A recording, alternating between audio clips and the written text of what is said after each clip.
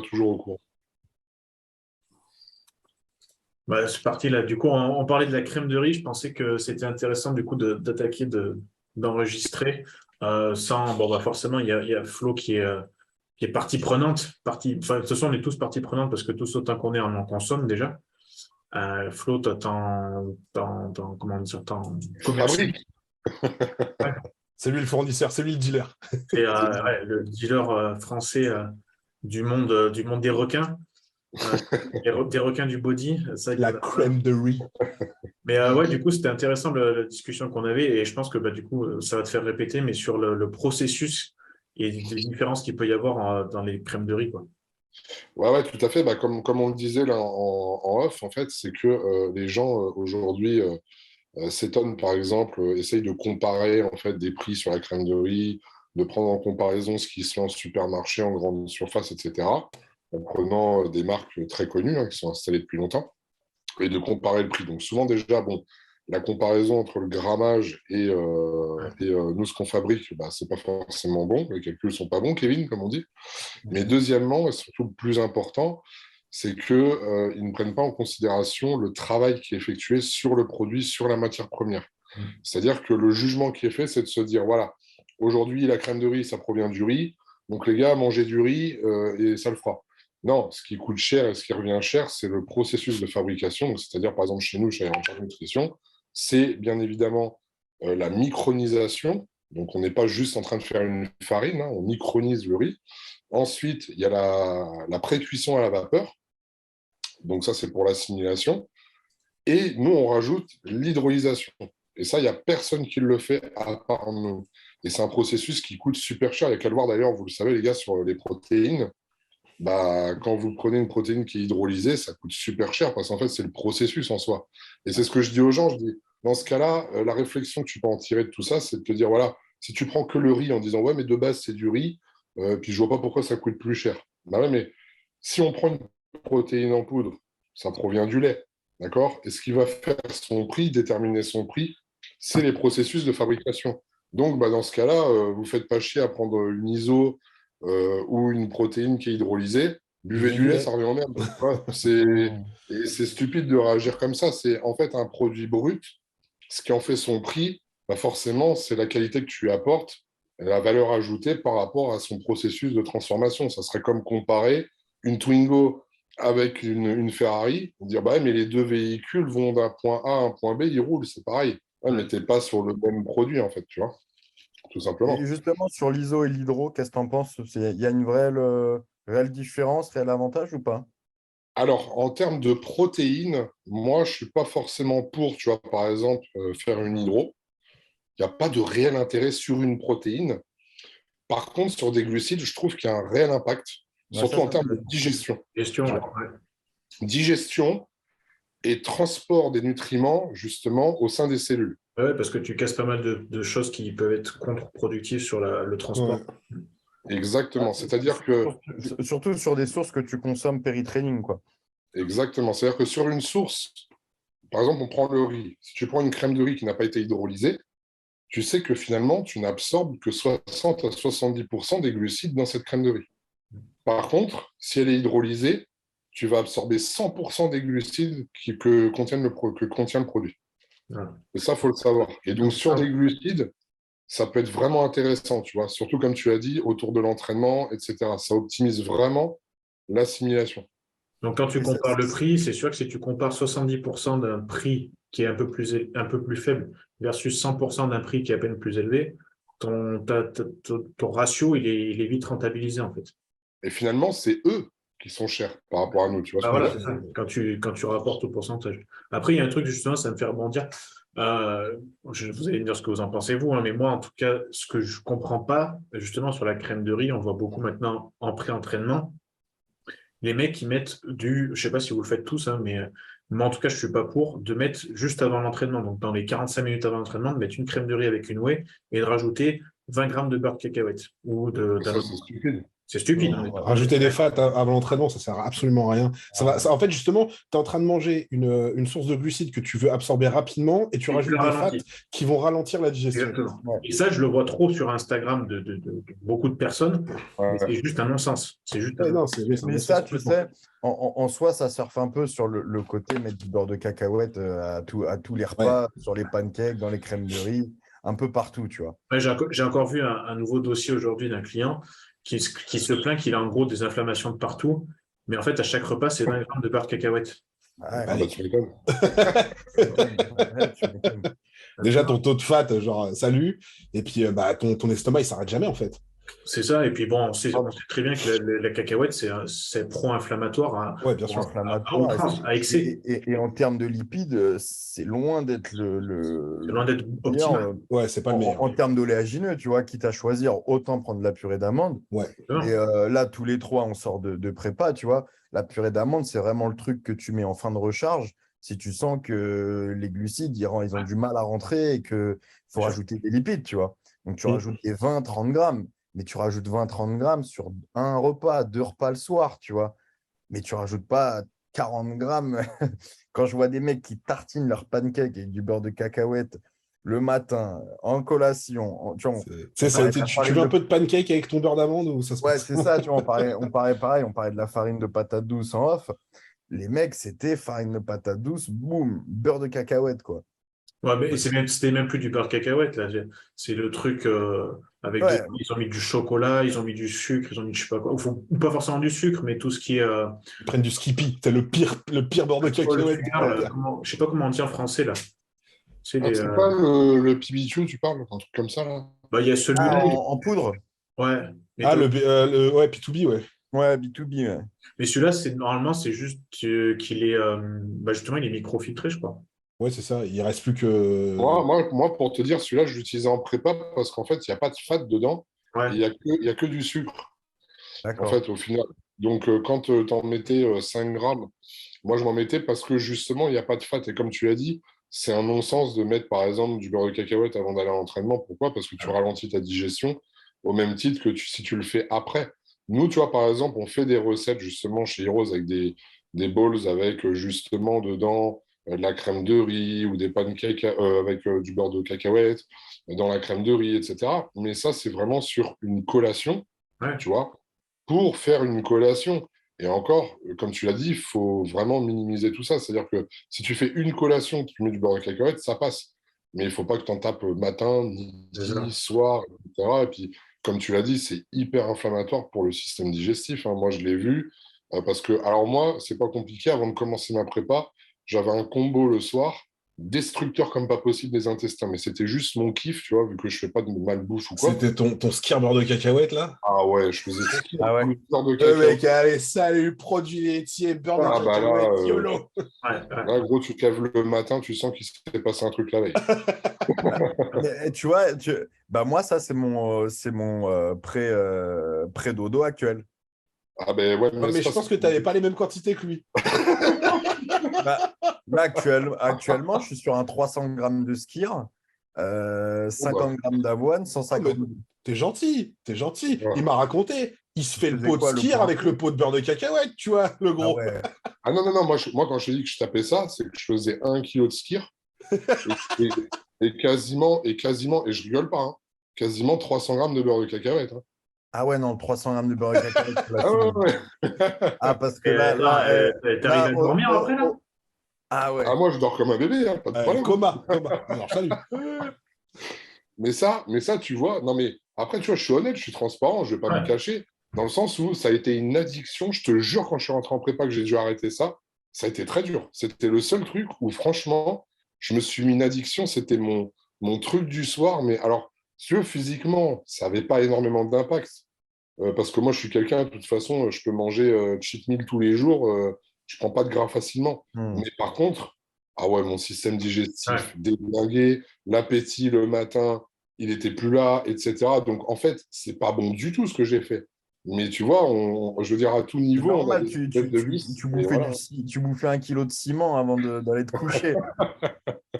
Là, tu es en train de faire passer, tu sais, là, avant ce qu'on faisait tout, on l'a tous fait, je pense d'ailleurs, la caséine le soir avec Ah ouais, les ouais. flocons d'avoine, c'est ça Ouais. aussi, c'était On bien. l'a tous fait, ça. Ah, la Donc, fameuse caséine. Et le Comme lendemain source matin, de tu te lèves, tu fais glucides, oh là là là là là. je prenais pas d'avoine ou quoi, parce que tu vois, c'était beaucoup trop euh, oui. consistant, donc il fallait bien que ça coulisse un peu plus, donc je mettais la moitié du pot de compote, tu vois. Ah Ouais. non, non. D'ailleurs, je rebondis sur ce que tu disais tout à l'heure sur l'absorption là, de la crème de riz. Tu as fait des tests en prenant ta glycémie, par exemple, en testant différentes crèmes de riz ou pas? Ouais, on a commencé d'ailleurs à faire les tests là-dessus, on en avait quelques-uns à l'époque, et justement, on a remarqué qu'il y avait vraiment une différence selon la crème de riz que tu consommais, parce qu'on a utilisé justement plusieurs processus. C'est pour ça d'ailleurs qu'on en est arrivé à dire on va l'hydrolyser. Mhm. Parce que D'accord. en fait, ta glycémie, justement, elle monte beaucoup plus vite grâce justement à l'hydrolysation. Et c'est vraiment quand on dit qu'on digère en 30 minutes, on a fait le test 30 minutes plus tard. Ok. Et ta glycémie, elle Vous est déjà avez en train de testé monter. avec plusieurs édulcorants différents? Ouais. Et bah, pareil, ça n'a pas forcément d'impact.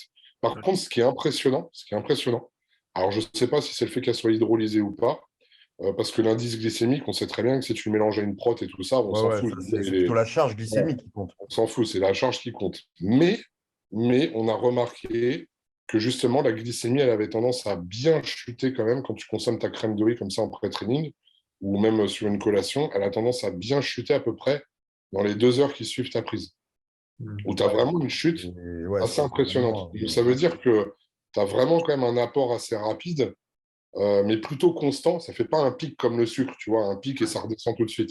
Ouais, mais du Alors, coup, ce ton qui est insuline, intéressant, elle drive vraiment tous les glucides, quoi. Voilà, exactement. donc, Et ce qui est intéressant, c'est donc de bien consommer un intra-workout et que tu peux du coup décaler sur ta séance un petit peu.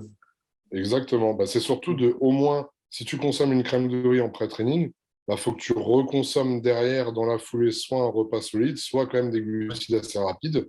Ou alors, comme tu l'as dit, tu consommes un intra-training et tu fais ton repas solide vraiment en sortant de l'entraînement. C'est ça. ouais. Mais Ouais. en faisant comme ça, ta glycémie, si tu veux, elle est quand même assez régulée. Ouais, Ça bien fait sûr. pas de pic, mais elle a tendance vraiment, tu vois, elle monte doucement, elle est au plafond, mais vraiment après, elle a tendance à vite chuter bah, parce qu'en fait, il n'y a plus de réserve, quoi, tu vois. Ouais, c'est normal. Et c'est Bon, pour moi, ça je que fais les comme tu quatre, dis, tu vois. tu fais Je pas. fais crème de riz, intra, crème de riz et repas solide.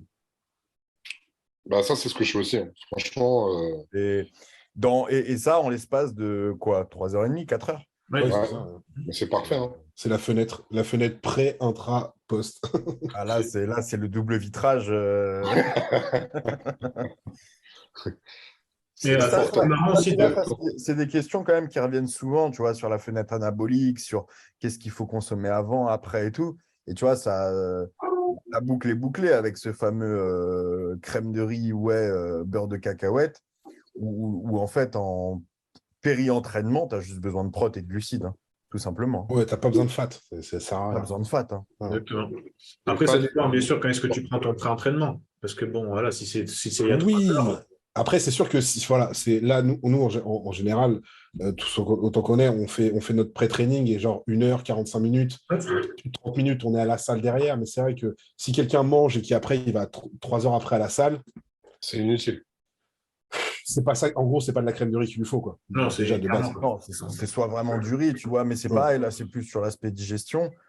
Tape-toi un 300 grammes de riz. Si derrière, tu as la capacité de t'entraîner dans l'heure, c'est que tu es costaud à ce niveau-là, hein. Bah, tu vois, perso, en pré-training, après, c'est une habitude que j'ai gardée avec Aceto, c'est que bah, l'année où j'ai eu ma carte, j'avais 2 cups de riz en pré-entraînement, tu vois. Combien de Et temps avant? c'était, bah, en général, moi, je m'entraînais 1 heure et demie après, tu vois. Mais je Ouais, le toi, tu as quand même une bonne heure, 1h30 Voilà, après. donc je digérais bien, tu vois, il n'y avait pas de souci. Et cette année, on est passé c'était entre 300 et 400 grammes de patates. Et c'est pareil, je m'entraîne 1 heure et demie après. Mais c'est vrai que j'ai pas de problème de digestion de ce Ouais. côté-là. Après, c'est une habitude aussi. Après, voilà, ça reste des sources de glucides quand même très facilement digestes. Oui. Et là, moi, Ça doit être le individuel. De Covid, toute là, façon, moi, je vois, j'ai des clients, c'est la pomme de terre en pré-training, quand c'est pas 45 minutes avant, ça passe très bien. D'autres, ils vont faire une hypo, tu vois. Ouais, après, voilà. Mais c'est vrai que si jamais je suis un peu en retard sur mon planning et que je dois m'entraîner, genre, ouais, 30 minutes, 40 minutes après, ce truc-là, je le change et effectivement, je mets de la crème de riz parce que je sais que ça sera digéré tac au tac, tu vois. Mais après, par rapport à ce que je fais et ce que j'ai fait l'année dernière, c'est vrai que voilà, mon repas 2 avant le training, c'est 1 heure et demie avant en général. Donc, ça, c'était 2 cups de riz et maintenant, c'est 300 grammes de patates, quoi. Après, tu vois, sur le post-training, autant sur le pré-training, je reste vraiment sur crème de riz. Pendant la prépa, je mettais un peu de riz soufflé aussi. Mais en post-training, je reste sur équivalence en termes de macro, tu vois, sur crème de riz ou équivalence cornflakes maïs ou équivalence riz soufflé ou céréales, tu vois, sur post-leg day ou un truc comme Ouais, ça. Mais je vais plus aller chercher vraiment une. Là, par exemple, aujourd'hui, j'ai fait crème de riz. Bah, certes, j'ai mangé mon repas 1 heure après, mais quand j'ai les céréales, une demi-heure après, je peux manger direct, hein. Ouais, Donc, c'est vrai que là, au niveau assimilation et au niveau pic d'insuline, tu Mhm. sens que dans la demi-heure, 45 minutes maximum, si j'ai pas mon repas solide après des céréales, ça commence à suer du front, hein. ouais, je mange 1 heure après les céréales. En gros, en post-training, ce que je fais, c'est que je prends une banane à la salle, tu vois. Dès que j'ai terminé mon training, je la mange. Du coup, comme ça, j'ai le fructose, ça remplit le glycogène dans le foie, tu vois. Je rentre, il y a quoi, 20 minutes à 20 minutes après, je prends mes céréales, ma whey, et je remange 1 heure après. Après, tu vois, ça dépend, comme on disait en off, ça dépend les céréales que tu prends. Là, quand tu es sur des crunchs ou des Nesquik, tu vois, avec un poil de lipides, il y a quand même un bon 8 grammes de lipides, tu vois, ce qui fait au final quasi 15 grammes hein, de beurre d'amande ou de Oui, cacahuète, ça, hein, ouais. qu'on prend, tu vois. Donc ça permet quand même de tamponner un petit peu. Oui, c'est sûr que si tu prends juste des cornflakes, Mais si tu prends que les cornflakes bio, maïs, 85 grammes de glucides, zéro fat et 5 grammes de prot, là, je peux te dire que dans la demi-heure, c'est probable. ah ouais, là, t'as la dalle, Mm. hein. T'as la dalle, hein. Et quelle que soit la quantité, hein. J'ai envie de te Ouais. dire, même plus la quantité est grande, plus l'insuline Ouais, elle bien sûr, monte ouais. et plus t'as la dalle derrière. Donc, Comment vous travaillez là en ce moment tous autant que vous êtes? Genre, c'est parce que vous avez du coup tous des coachs différents. Vous travaillez avec que les macros? Vous travaillez vraiment avec un plan précis? Comment vous faites là? bah, euh, je commence, les gars. Vas-y, vas-y. Je voulais rebondir justement sur la story de Flo que tu as mis tout à l'heure là sur la flexibilité. Et justement, Flo disait si être flexible, c'est de bouffer de la malbouffe, etc., bah non, j'ai une diète stricte. Mais si par contre, c'est de mettre soit du riz, des pommes de terre, jouer sur les macros et sur les sources différentes, oui, C'est je le suis réel que je viens de poster flexible. aussi. Ouais. Et moi, à l'heure actuelle, bah, je suis strictement dans la même vision que Flo, hein. Ouais, mais c'est exactement ça.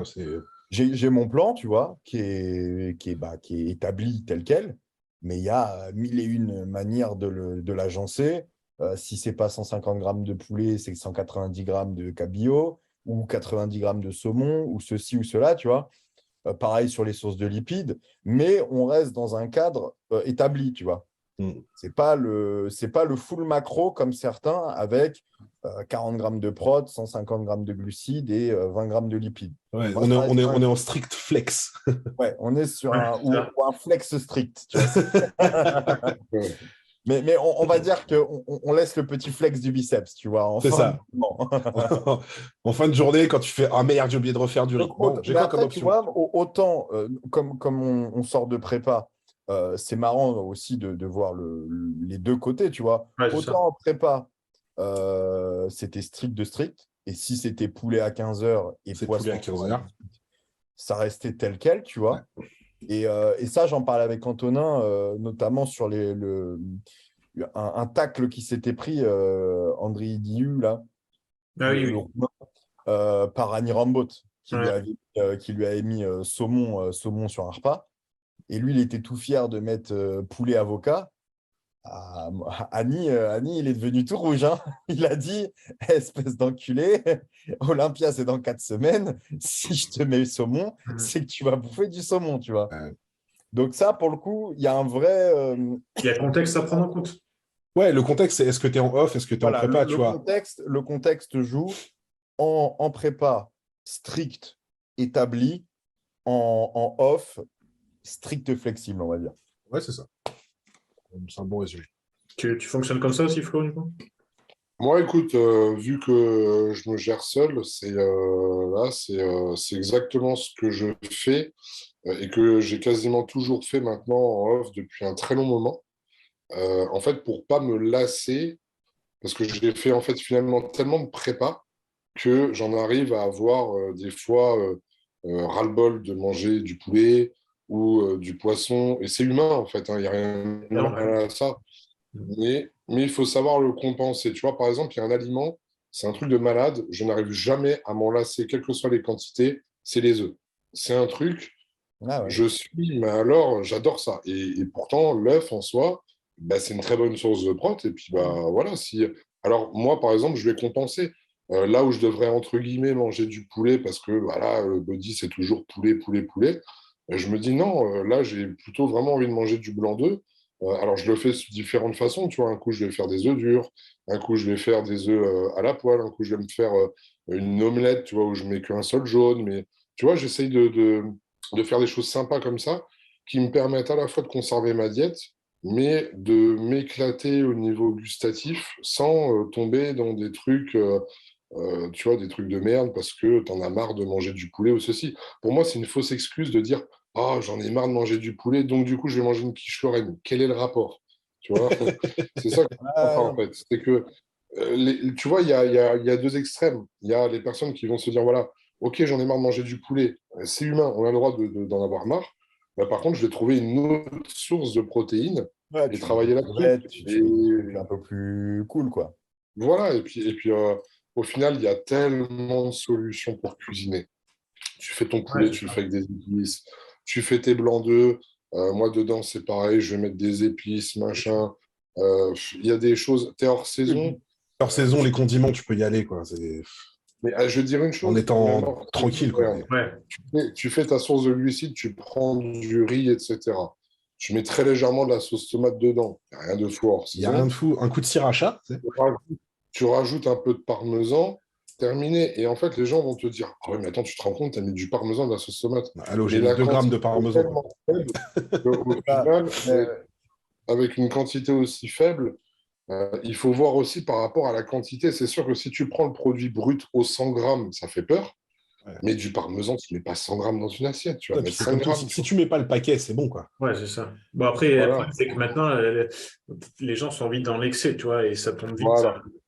C'est ça le truc. Donc Exactement. derrière, tu étais obligé de les freiner en leur disant, vaut mieux pas que t'en mettes plutôt que tomber dedans, quoi. et après, tu vois, on faisait le lien avec la crème de riz. On mange rarement que des prods toutes seules ou que la crème de riz tout seul ou que du beurre d'amande tout seul, tu vois. Bah, de toute Voilà. façon, C'est c'est toujours, pas très bon pour le drive des nutriments de manger des trucs voilà, et tout puis seul. c'est C'est pas toujours optimal. dans Pas un bol optimal. alimentaire qui fait une globalité.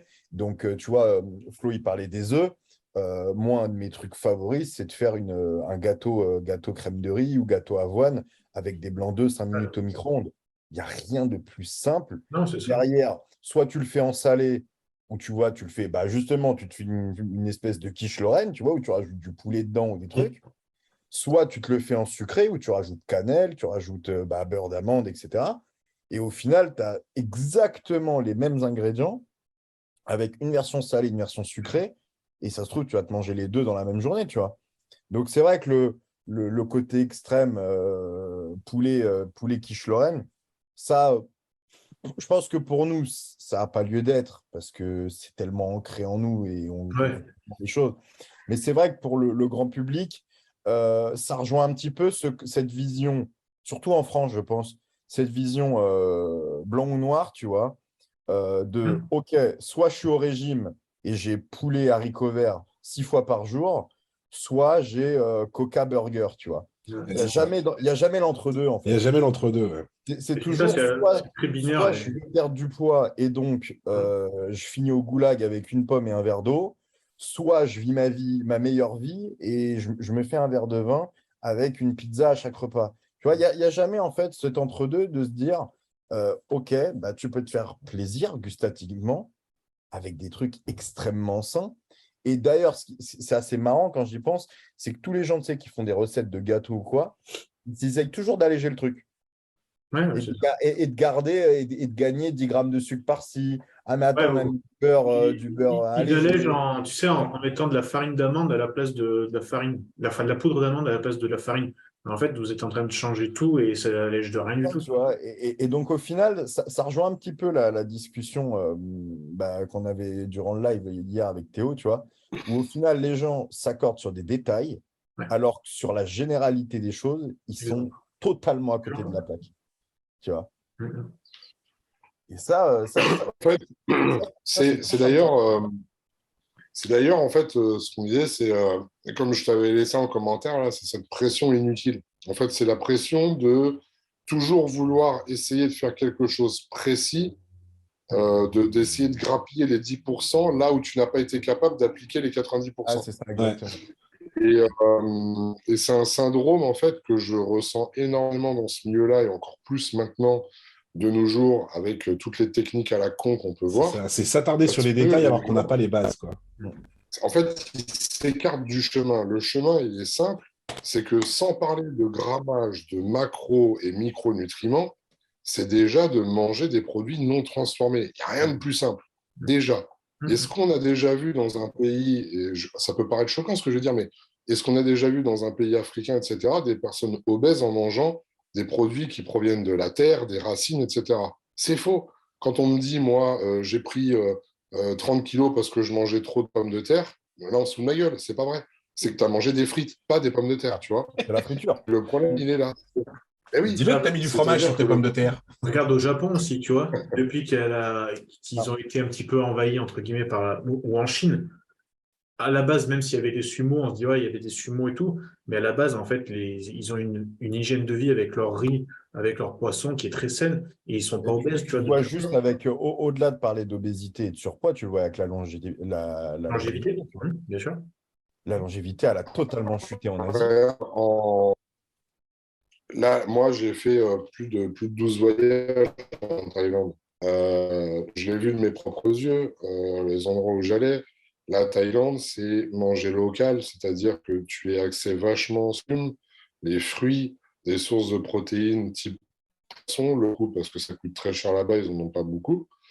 Euh, Tu te rends compte d'une chose, c'est que depuis que les géants américains ont mis un pas, eh ben, tu te retrouves de plus en plus avec de personnes obèses qui changent leur alimentation, et il y a quelque chose de pas normal là-dedans. Donc tu te retrouves, et comme on vient de le dire, c'est qu'on se retrouve, et comme tu as dit Alex, on se retrouve en fait avec une obésité morbide dès le début, mais on sent que les gabarits changent parce qu'il y a une autre alimentation. Aujourd'hui, l'alimentation, elle devient internationale, tu vois, c'est un peu le mot. C'est-à-dire que les fast-foods, c'est américain, on va les retrouver partout dans le monde. La bouffe asiate, ben, on va la retrouver partout dans le monde, mais on la touche à sa sauce, etc., etc.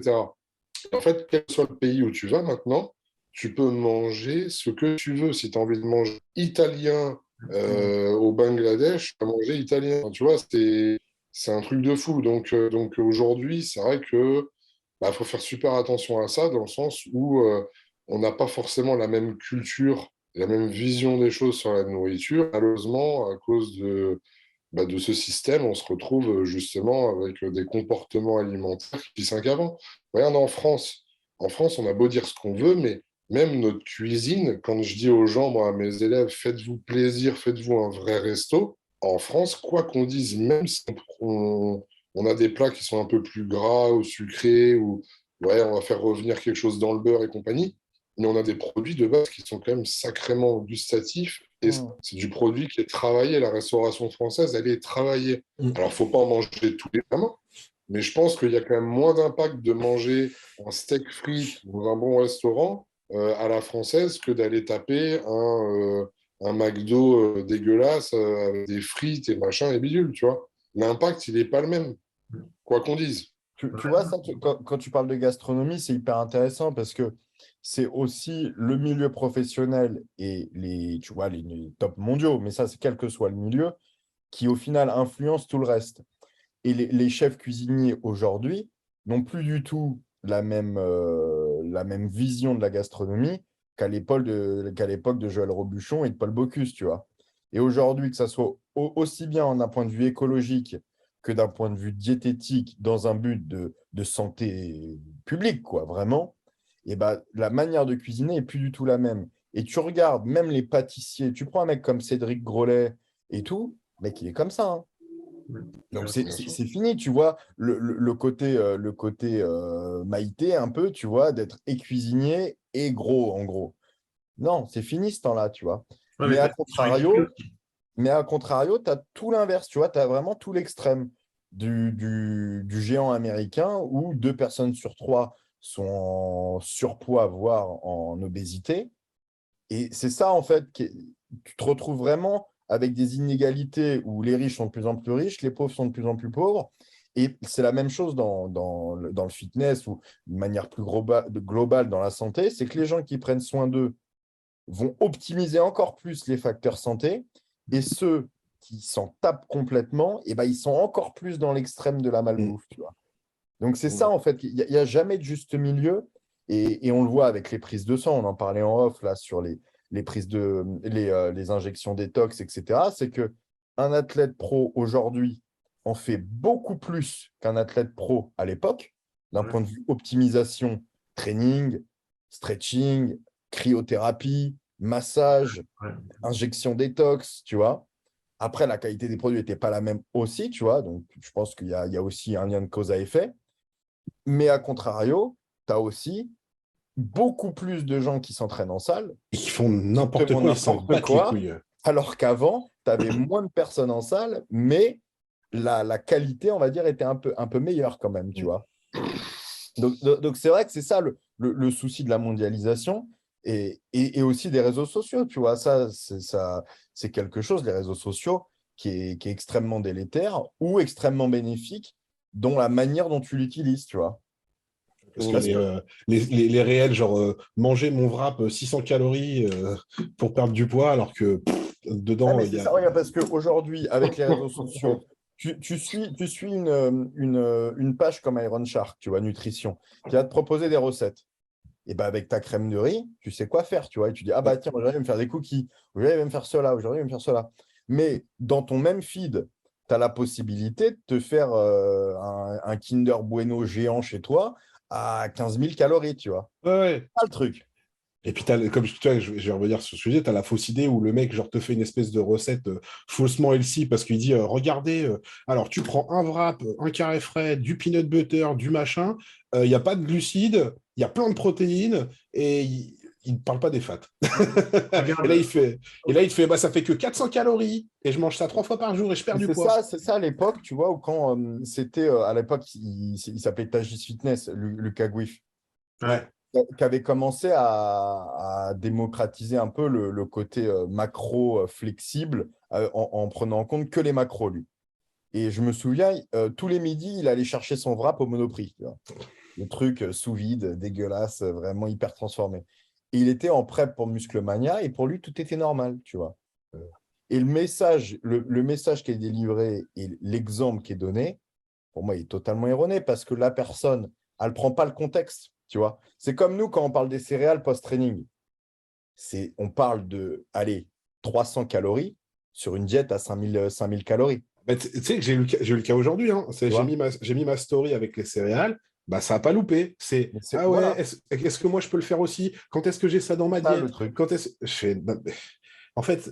Ouais, mais dans un sens comme dans l'autre, de toute façon, tu as toujours cette réflexion. J'ai posté une seule fois ma journée entière sur un truc de diète. Les messages derrière, et je ne suis pas à votre niveau d'athlète. En plus, moi, j'ai un compte coach, pas un compte athlète, tu vois. Les messages, c'est tu ne manges pas assez, tu ne fais pas ci, tu ne fais pas ça, mais tu ne sais même pas le contexte. C'est ça. Mais ça, tu sais, Alex, c'est même pas une histoire de niveau, parce que même demain, il y a n'importe qui de ton entourage qui veut perdre quelques kilos, qui commence à faire des efforts, et bah tiens, au repas de famille, elle décide de prendre 2 petits fours, tu vois. Ah ouais, tiens, bah alors, tu fais plus ton régime. Ouais, mais c'est là que ça part. C'est mauvais, ça, comme influence. Mais... Et ça, au final, tu te rends compte que le grand public est extrêmement critique, quel que soit que tu... Quoi que tu fasses, tu seras critiqué. Mais parce qu'il y a aussi un manque d'éducation, tu vois. Ça, c'est clair. Parce que tu parles dans notre sport, si tu parlais avec l'exemple des salles, Jérém, Mais en fait, aussi, il y a un gros manque d'éducation sur notre vrai sport, ce que c'est vraiment la musculation. Et ce qui fait que c'est pour ça qu'on voit autant de conneries, que ce soit Ouais, sur mais les réseaux, pourquoi? que ce soit dans la salle. Pourquoi? Parce qu'aujourd'hui, l'industrie du fitness, c'est que du business. Ouais. Tu remplaces fitness par pneus, ce que tu veux, tu vois, c'est du business. Et aujourd'hui, regarde, je te prends l'exemple quand on était à Lille. Vincent Dutilly, il nous dit allez vous entraîner au Basic Fit parce que à un des Basic Fit, tout Cybex, Hammer, Nautilus, etc. Donc je me dis génial, tu vois, top salle. Basic Fit, c'est rare quand même. Ouais. Et on arrive, donc c'était à 10 minutes du Grand Palais, donc nickel, tu vois. On arrive, la meuf, elle me dit non, on peut pas, l'ordinateur et Internet, ça marche pas. Je lui dis donc là, en fait, tu es en train de me dire que tu peux pas me laisser rentrer dans la salle pour m'entraîner, même si je te file 10 balles en espèces. C'est Ah juste non, parce que tu es body. non, non, c'était vraiment en mode le système informatique, il marche pas, donc je peux pas te laisser rentrer. Et en Ouais, fait, ça, c'est symptomatique de quoi?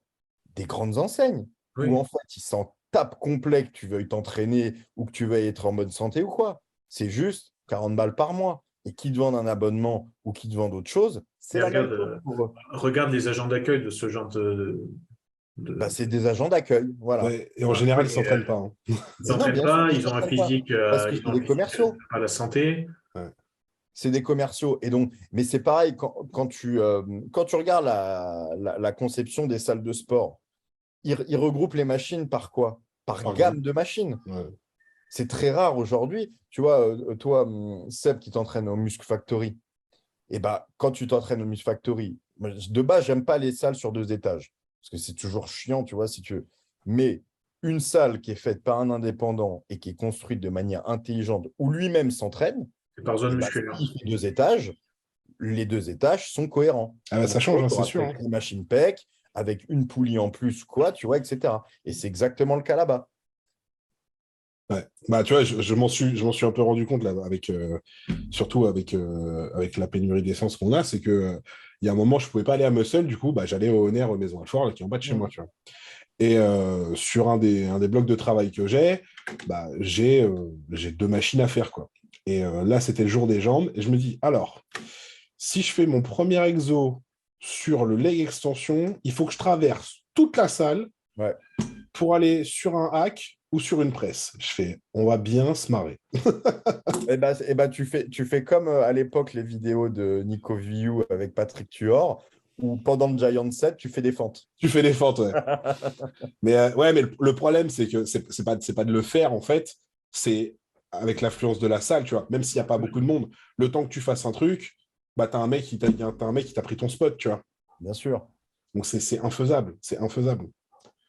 Alors qu'il mettrait toutes les machines de jambes au même endroit, on aurait déjà moins ce problème. Et effectivement, c'est ce que tu disais, c'est que quand une salle est bien faite, et surtout faite par quelqu'un qui a à cœur que ce soit cohérent et que les gens s'entraînent de la bonne manière, bah tu regroupes pas par machine, c'est-à-dire tu mets pas genre les technogymes ensemble, les hammers ensemble, mais tu cales ça par groupe musculaire, déjà c'est plus cohérent, quoi. Ouais, ce serait Ouais, mais si tu veux, tu sais, on rentre dans un système maintenant et un modèle où, comme on l'a dit, c'est l'entrepreneuriat qui prime avant la passion, Ah, c'est de la tu consommation. vois. Et voilà, on a des modèles business où, de toute façon, nous, en tant que body, tout le monde s'en bat la race. C'est-à-dire on est une espèce rare, tu vois. On a une Et sous-culture. on est, voilà, et on est surtout terriblement dénigré, et voilà, tout le monde s'en fout. Donc tant pis. Par contre, ils vont voir les personnes lambda. Les personnes lambda, elles ne savent pas s'entraîner. Elles payent un abonnement, elles viennent un mois, elles ne reviennent plus après. Tu sais que la plupart des salles, de toute façon, misent sur le fait que tu ne viennes plus dans la salle. Ah Parce oui, que oui, s'il c'est y là avait qu'ils que gagnent de des l'argent. personnes, C'est là qu'ils gagnent de l'argent. Hein.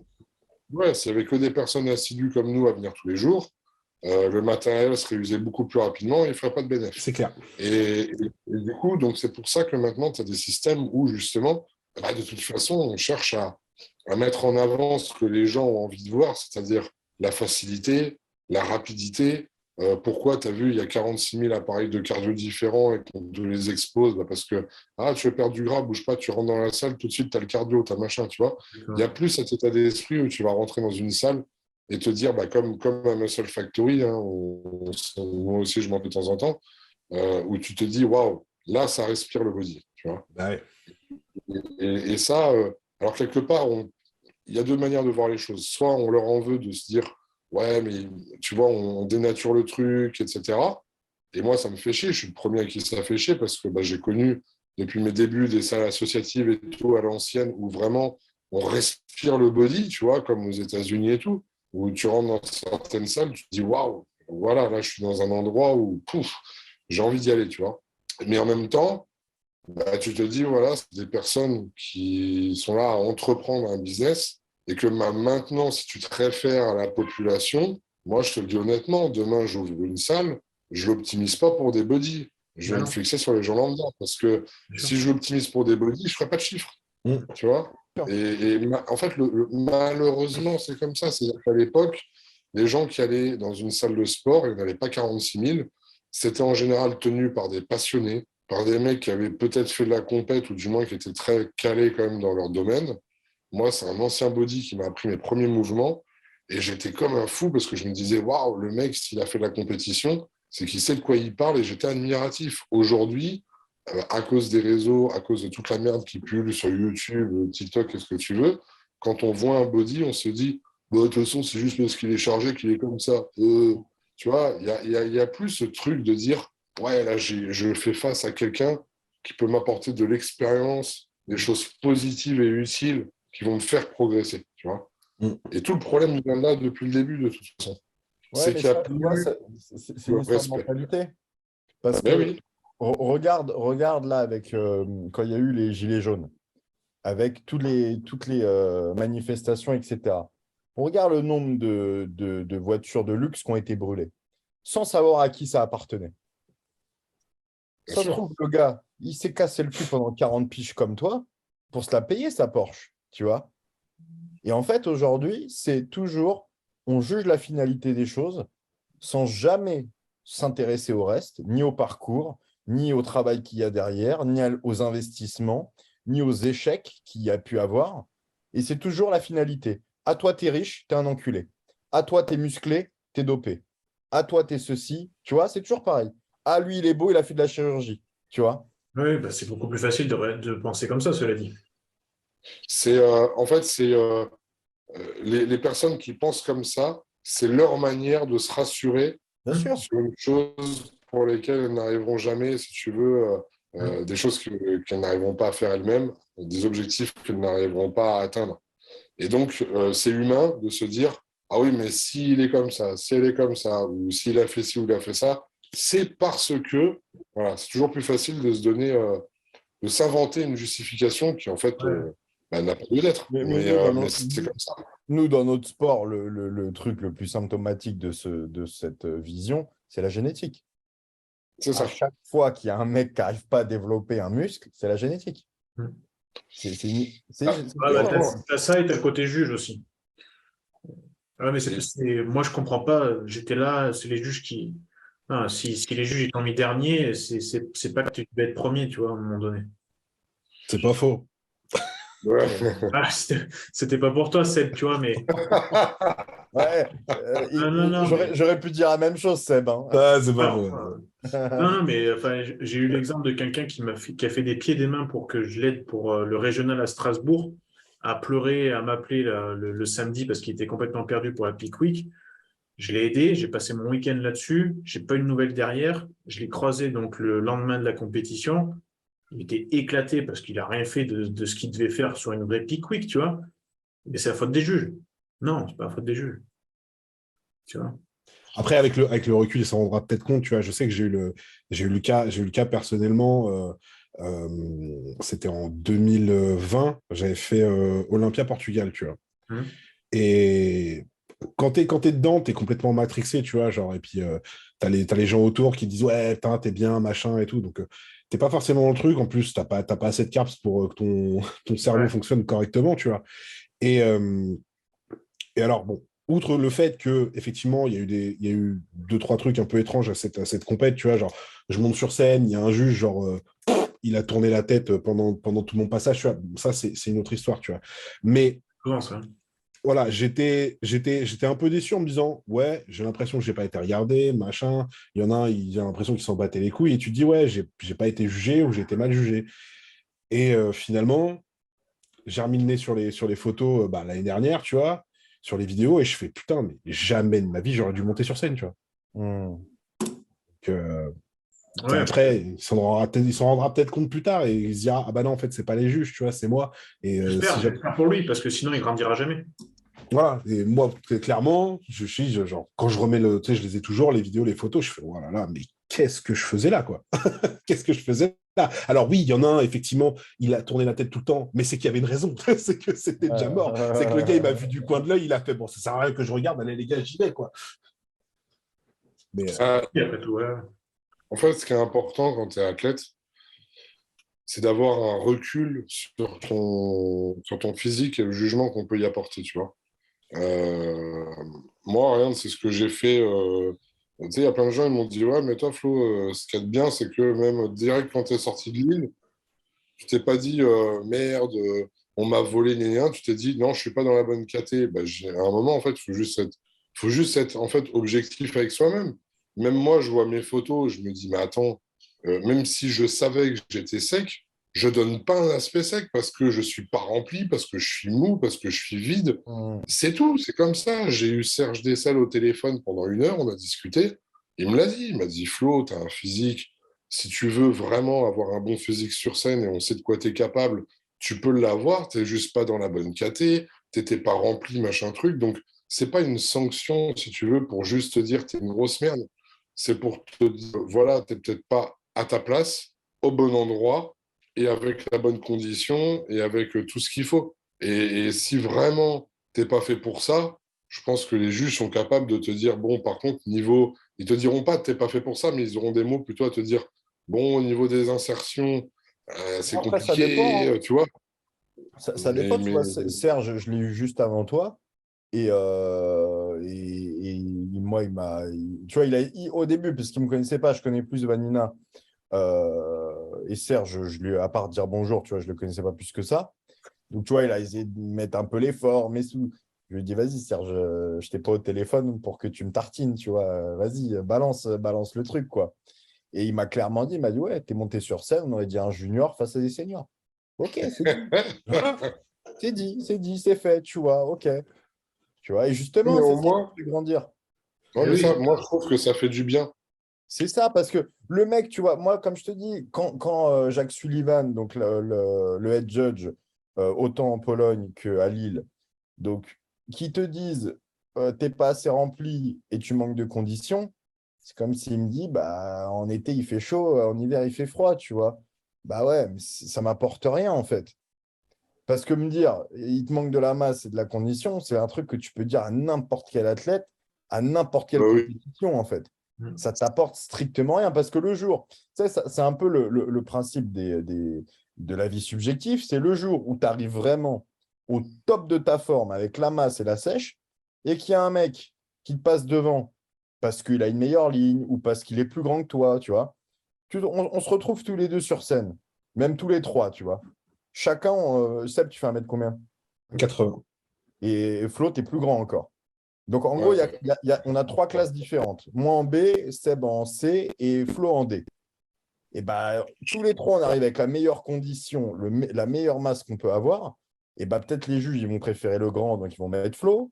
Il y en a d'autres, ils vont plus préférer le petit, donc ils vont mettre moi. Il y en a d'autres, tu vois ce que je veux dire? Donc, en fait, c'est toujours la même chose, c'est que au niveau des jugements, euh, tu dois arriver au meilleur de ta condition, sauf qu'en fait, ça ne suffit pas des fois. C'est qu'il y a un moment, ça, faut en être conscient aussi. Tu prends les mecs à Olympia, tu crois qu'un Bréon ou quoi, il arrive un peu moins près que les autres? Non, il arrive aussi près que l'année d'avant, sauf que les autres, ils sont meilleurs que lui. Donc, il y a un moment, bah, tu te fais battre par des mecs qui sont meilleurs que toi, tout simplement. Et ça, il faut aussi l'accepter. Ça, il faut l'accepter. C'est marrant, ce matin, je regardais une vidéo justement, avant de faire les jambes, j'avais mis une vidéo là où tu vois Phil versus Kay. Ouais. Et justement, c'est ce que Kay n'a jamais en fait accepté. On n'a Et jamais pourtant, accepté. sur scène, tu vois que c'est deux physiques qui sont différents, qui sont prêts, il n'y a rien à dire, qui sont énormes, il n'y a rien à dire. mais tu juges de choses différentes un petit peu, et ben forcément, il y a une partie subjective qui rentre en compte. Et Phil, ben, à ce moment-là, c'est ce qu'attendaient les juges. Non, mais c'est Bah, en pareil plus, sur la victoire de Sean Roden en 2018, tu vois. Bien sûr.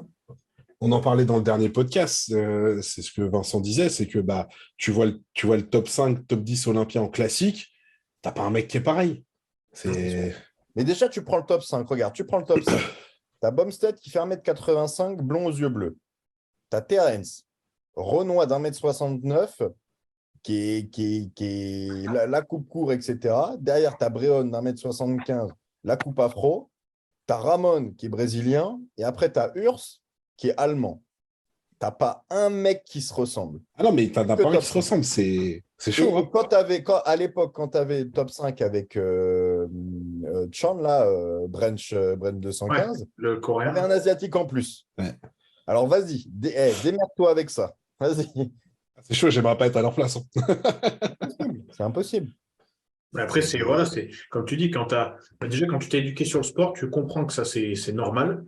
Et puis après, bah, c'est à toi aussi, en tant qu'athlète, comme disait Flo, d'accepter ça et d'accepter aussi la critique, de se dire qu'une critique, c'est pas négatif. Une critique, c'est justement constructif parce que c'est ce que tu en fais derrière de la critique qui va justement t'aider à évoluer.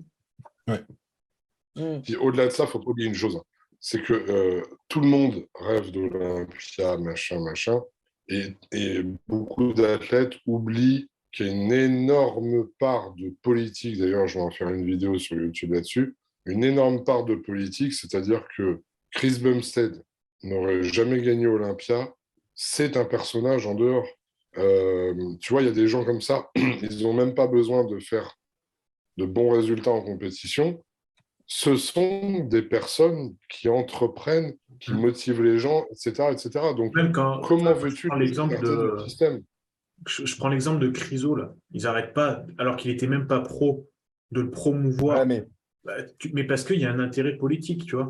Et pourtant, après, c'est pas le après plus, avec, le plus gros physique. Chryso, d'une part, il y avait l'histoire IFBB Oui, bien sûr. FC, tu vois. Donc, il y avait ce côté politique entre les deux fédés. Et c'est surtout qu'il y avait aussi l'aspect réseaux sociaux qui Voilà. devient quand même de plus en plus grand. Et donc, forcément, quand je ne sais pas par combien de mecs, par combien de personnes il est suivi, mais quand tu ramènes un autre gars qui est suivi par 300 000 personnes, bah, potentiellement, c'est Non, puis, 300 000 mecs qui vont te payer le pay-per-view pour regarder ta compète, ou t'acheter des compléments, ou ceci ou cela. C'est un on business. l'a tous vu chaque année à Olympia. On est assez, ça fait un moment qu'on est là et qu'on regarde des Olympias. Chaque année, ils essayent de vendre un pitch. C'est normal, c'est des États-Unis. Ouais, Ils c'est le n'en font pas au storytelling. niveau de la WWE, mais ils veulent que ce soit un entertainment. Donc voilà, c'est normal. Ouais, Bah, c'est quand tu sûr. regardes de toute façon, que ce soit en open ou en classique physique, bon, un peu moins 212, mais voilà, tu regardes le top 5 Olympia, même le top 10, regarde les comptes Instagram du top 5, top 10. T'as compris. C'est tout. T'as pas un seul mec qui fait un top 5 ou un top 10 qui a genre 10 000 abonnés. C'est pas vrai. C'est que les mecs, si tu veux, il y a une hype qui se fait autour d'eux. Et cette hype, elle n'est pas anodine. C'est-à-dire que les gens les ont vus sur certaines compètes, en parlent, nanana, ça fait le tour des forums, des trucs, des bidules. Et puis, ils dégagent quelque chose, tu vois. Aujourd'hui, tu regardes Diesel, Ruff, il est à son niveau. Pourquoi? Parce qu'il a fait le buzz. On a tous vu cette vidéo, d'ailleurs, où il fait son posing au Toronto, c'est Ouais, son sur pro show, Survivor. qui a fait un buzz monumental. Ouais. Bumstead, il fait le buzz pourquoi? Bah parce qu'il a la classe, il a l'élégance, il dégage quelque chose. En plus, il est sur YouTube, il Côté humain. partage son quotidien, il a le côté humble, tu vois, qui ressort de lui en vidéo. Tu regardes Bréon, ça va être le mec un peu teigneux, un peu à la face, tu sais, j'arrive et puis j'ai envie de vous niquer, etc. Mais ils ont tous une façon de faire. Regarde, quand je vous parle de politique et de stratégie, regardez ce qu'est en train de faire Urs, les vidéos qu'il est en train de faire. Ah ouais, mais lui, il a Il est tout en train compris, de hein. se balader. Il est en train de se balader entre Chris Bumstead, Ruff, il a fait qui? Il a fait Nick Walker. Derek aussi. Là, il a fait Derek, il est en train de faire encore. J'ai vu une photo, là, il est avec je sais plus qui encore. Il fait avec Marcus Thuram quand il est en Allemagne, il fait avec Dennis Wolf quand il peut. Bah ouais, bah, ouais, mais tu vois, d'un point de vue politique, Flo, ça va te rappeler des souvenirs de il y a 10 ans, vieille canaille, avec Musclemania. Le promoteur de Musclemania, qui est-ce qui mettait en avant? Souviens-toi, les Africains, parce qu'ils cherchaient à ouvrir le marché à tout le continent africain. Et ensuite, il a pris Schulson, donc c'était avec Ulysse et tout. Donc pour lui, tu vois, un noir, c'était un Africain. Donc en fait, le côté, il était anglais ou américain et tout, il s'en battait les couilles. C'était juste noir égale africain, asiatique est égal tout l'Asie, tu vois. Et donc après, il a pris Schulson pour ouvrir le marché à toute l'Asie. Quand il s'est implanté en Asie, il n'a pas fait un show, il en a fait 10. Et là, ça a payé fort, tu vois. Et donc je pense, et on verra si j'ai raison, mais là, pour cet Olympia, c'est pas Urs qui sera mis en avant, c'est Ramon pour le continent. Ouais, parce que l'Olympia d'avant, Sud-Amérique. URSS, ça ouvrait l'Europe. Parce que Ça ouvre l'Europe, ça ouvre l'Europe. Et là, ça va être le Brésil, quoi, parce que le Brésil, il y a un business. Combien il y a eu de Mister Olympia européens? Il n'y en a pas eu de temps que ça. Dorian Yates. Et Dorian, quoi. C'est le seul. Dorian. Et c'est le seul qui a ça. Et Yates, tu vois, et c'est aussi politique au niveau. Mais ça a été dit, ça, s'il le savait. Il se dit, mais je fais gagner Dorian parce que justement, ça m'ouvre un marché européen qui est énorme. Parce qu'il y avait aussi le côté blanc, anglais, etc. Ouais. Voilà. Mais ça c'est avoué, ça. On sortait de 8 années de Lianais. Ouais. Il fallait renouveler le truc. Clairement. Et forcément, tu vois, quand on parlait de différences avec des blancs, des noirs, des asiatiques et tout, c'est sûr que tu mets Coleman et Cutler, c'était vraiment yin et yang, tu vois. Et ça a beaucoup joué dans l'industrie du fitness, aussi bien d'un point de vue sportif qu'au niveau aussi politique. Parce que le fait que Cutler reprenne le titre et qu'après il se réimpose, etc., parce que c'est le seul qui a perdu et qui a regagné derrière, ça, au niveau du storytelling américain, tu ne peux pas faire mieux. Hein. C'est tout ce qu'ils aiment. Le côté rédemption, je perds et tout, j'ai les 2 genoux à terre. Et je reviens. Je reviens, je me bats et on vient sauver le soldat Jay Cutler. Ça, mon petit gars, au niveau business, il faudrait regarder les chiffres et il faudrait regarder un petit peu quand son business a vraiment s'est implanté. Mais je suis quasi sûr que quand il a regagné en 2007, ouais, c'est ça, 2009, je suis quasi sûr que, boum, ça a explosé. Rocky Cutler, quoi. Et évidemment que le côté politique, il est présent, mais à partir du moment... tu vois, je pense que le fait d'avoir fait gagner Big Ramy nous fait aussi un petit peu mentir à ce niveau-là, tu vois. Parce que, malgré tout, dans le top 3 Open, tu as quand même 2 Arabes. Hein. Et c'était loin d'être gagné qu'un Arabe gagne aux États-Unis à ce niveau-là. Hein. Ouais, mais du coup, ça leur ouvre aussi une porte sur le Moyen-Orient, tu vois. Parce qu'ils savent très bien que le Koweït... aussi, il y a eu cette hype, tu allais le dire justement, il y a eu toute cette hype autour du Koweït et du Moyen-Orient. Attention. Et de Dubaï maintenant. Comme tu l'as dit, faut savoir une chose, les gars, c'est que, et vous le savez, c'est qu'il y a énormément de moyens financiers sur le Moyen-Orient. Donc, il y a un moment où... La question, c'était plutôt de savoir quand est-ce qu'ils allaient le faire, justement. Ouais, et surtout que l'année où il a gagné, c'est l'année où il a eu l'invite en plus. Donc, le mec, il est... Lolo, quoi. Mais de toute façon, Olympia sont des vrais businessmen. Et quand ils balancent une invite, c'est pas pour faire de la figuration. Hein, c'est pour te mettre sur la fiche principale. Là, il a gagné, donc. il a fait la bonne affiche. Regarde d'ailleurs, ce qui est assez marrant, c'est que quand il y avait un petit peu moins de hype pour les Open, notamment avec l'absence de Kay Green, même s'il y avait quand même des beaux plateaux, tu vois, tu avais des Dennis Wolf, des Sean Roden, des Dexter qui étaient bien, tu vois, mais ça manquait clairement de combativité sur la première place. Ils ont dérivé le truc en invitant Kevin Levron, en invitant Flex Waller, et en fait, ils jouaient sur ce côté flashback, tu vois, alors que les gars, ils étaient finis depuis très, très, très longtemps. Mais ça jouait, tu vois, et ça amenait ce côté, venez voir le spectacle, venez voir le show, tu vois. Ouais, revenez, s'il vous plaît. Ils sont très forts, même là, quand ils ont délocalisé Orlando, ils t'ont sorti tout un storytelling et tout, et maintenant que c'est retour à Vegas, allez, back to Vegas, nanana, nanana, tu vois, ils te ressortent les flashbacks des meilleurs moments à Las Vegas de Mister Olympia. On est revenu, on ne vous abandonne pas. Ouais, mais c'est comme tu disais, ils ont une culture là-bas c'est très américain. Voilà, et eux, ce qu'ils aiment, c'est le catch, c'est des trucs comme ça. Il faut qu'il y ait une histoire derrière, il faut que ça vende, il faut que ça fasse du buzz, et il faut qu'il y ait de la politique, et tu vois, voilà, c'est normal. Et en soi, c'est aussi pour ça que, regarde, on est en train d'en parler. C'est ce qu'on appelle du storytelling, hein. C'est-à-dire que vraiment, ils sont en train de créer une histoire chaque année pour chaque compétition. Et en fait, ça n'est pas lié qu'au body, hein, c'est dans n'importe quel sport.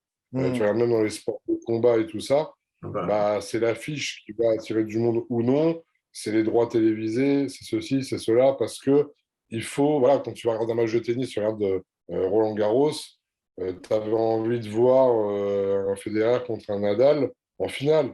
Et c'est comme ça, mais pas autrement. Mais au final, bah, tout ça, tu te doutes bien que pour qu'ils arrivent les deux en finale, bon, le tirage au sort, j'y crois moyen, tu vois. C'est-à-dire qu'ils optimisent le truc Après, pour qu'on puisse y arriver. tu vois, sur le tennis, ça j'en avais parlé lors d'un live. C'est plus sur, un peu à la Dexter, tu vois. Et ça, je pense que dans le body, bah, c'est totalement vrai, tu vois. On en parlait par rapport aux réseaux sociaux. Et c'était Nathalie Faux qui m'en avait parlé, ça aussi. En women's physique, tu vois, tu n'as pas 40 000 compètes. Donc forcément, tu en as 2, 3, 4 dans l'année. Donc forcément, pour se qualifier, tu es obligé de les faire. Et elle s'était retrouvée, je crois, à plus de 40 athlètes sur le plateau.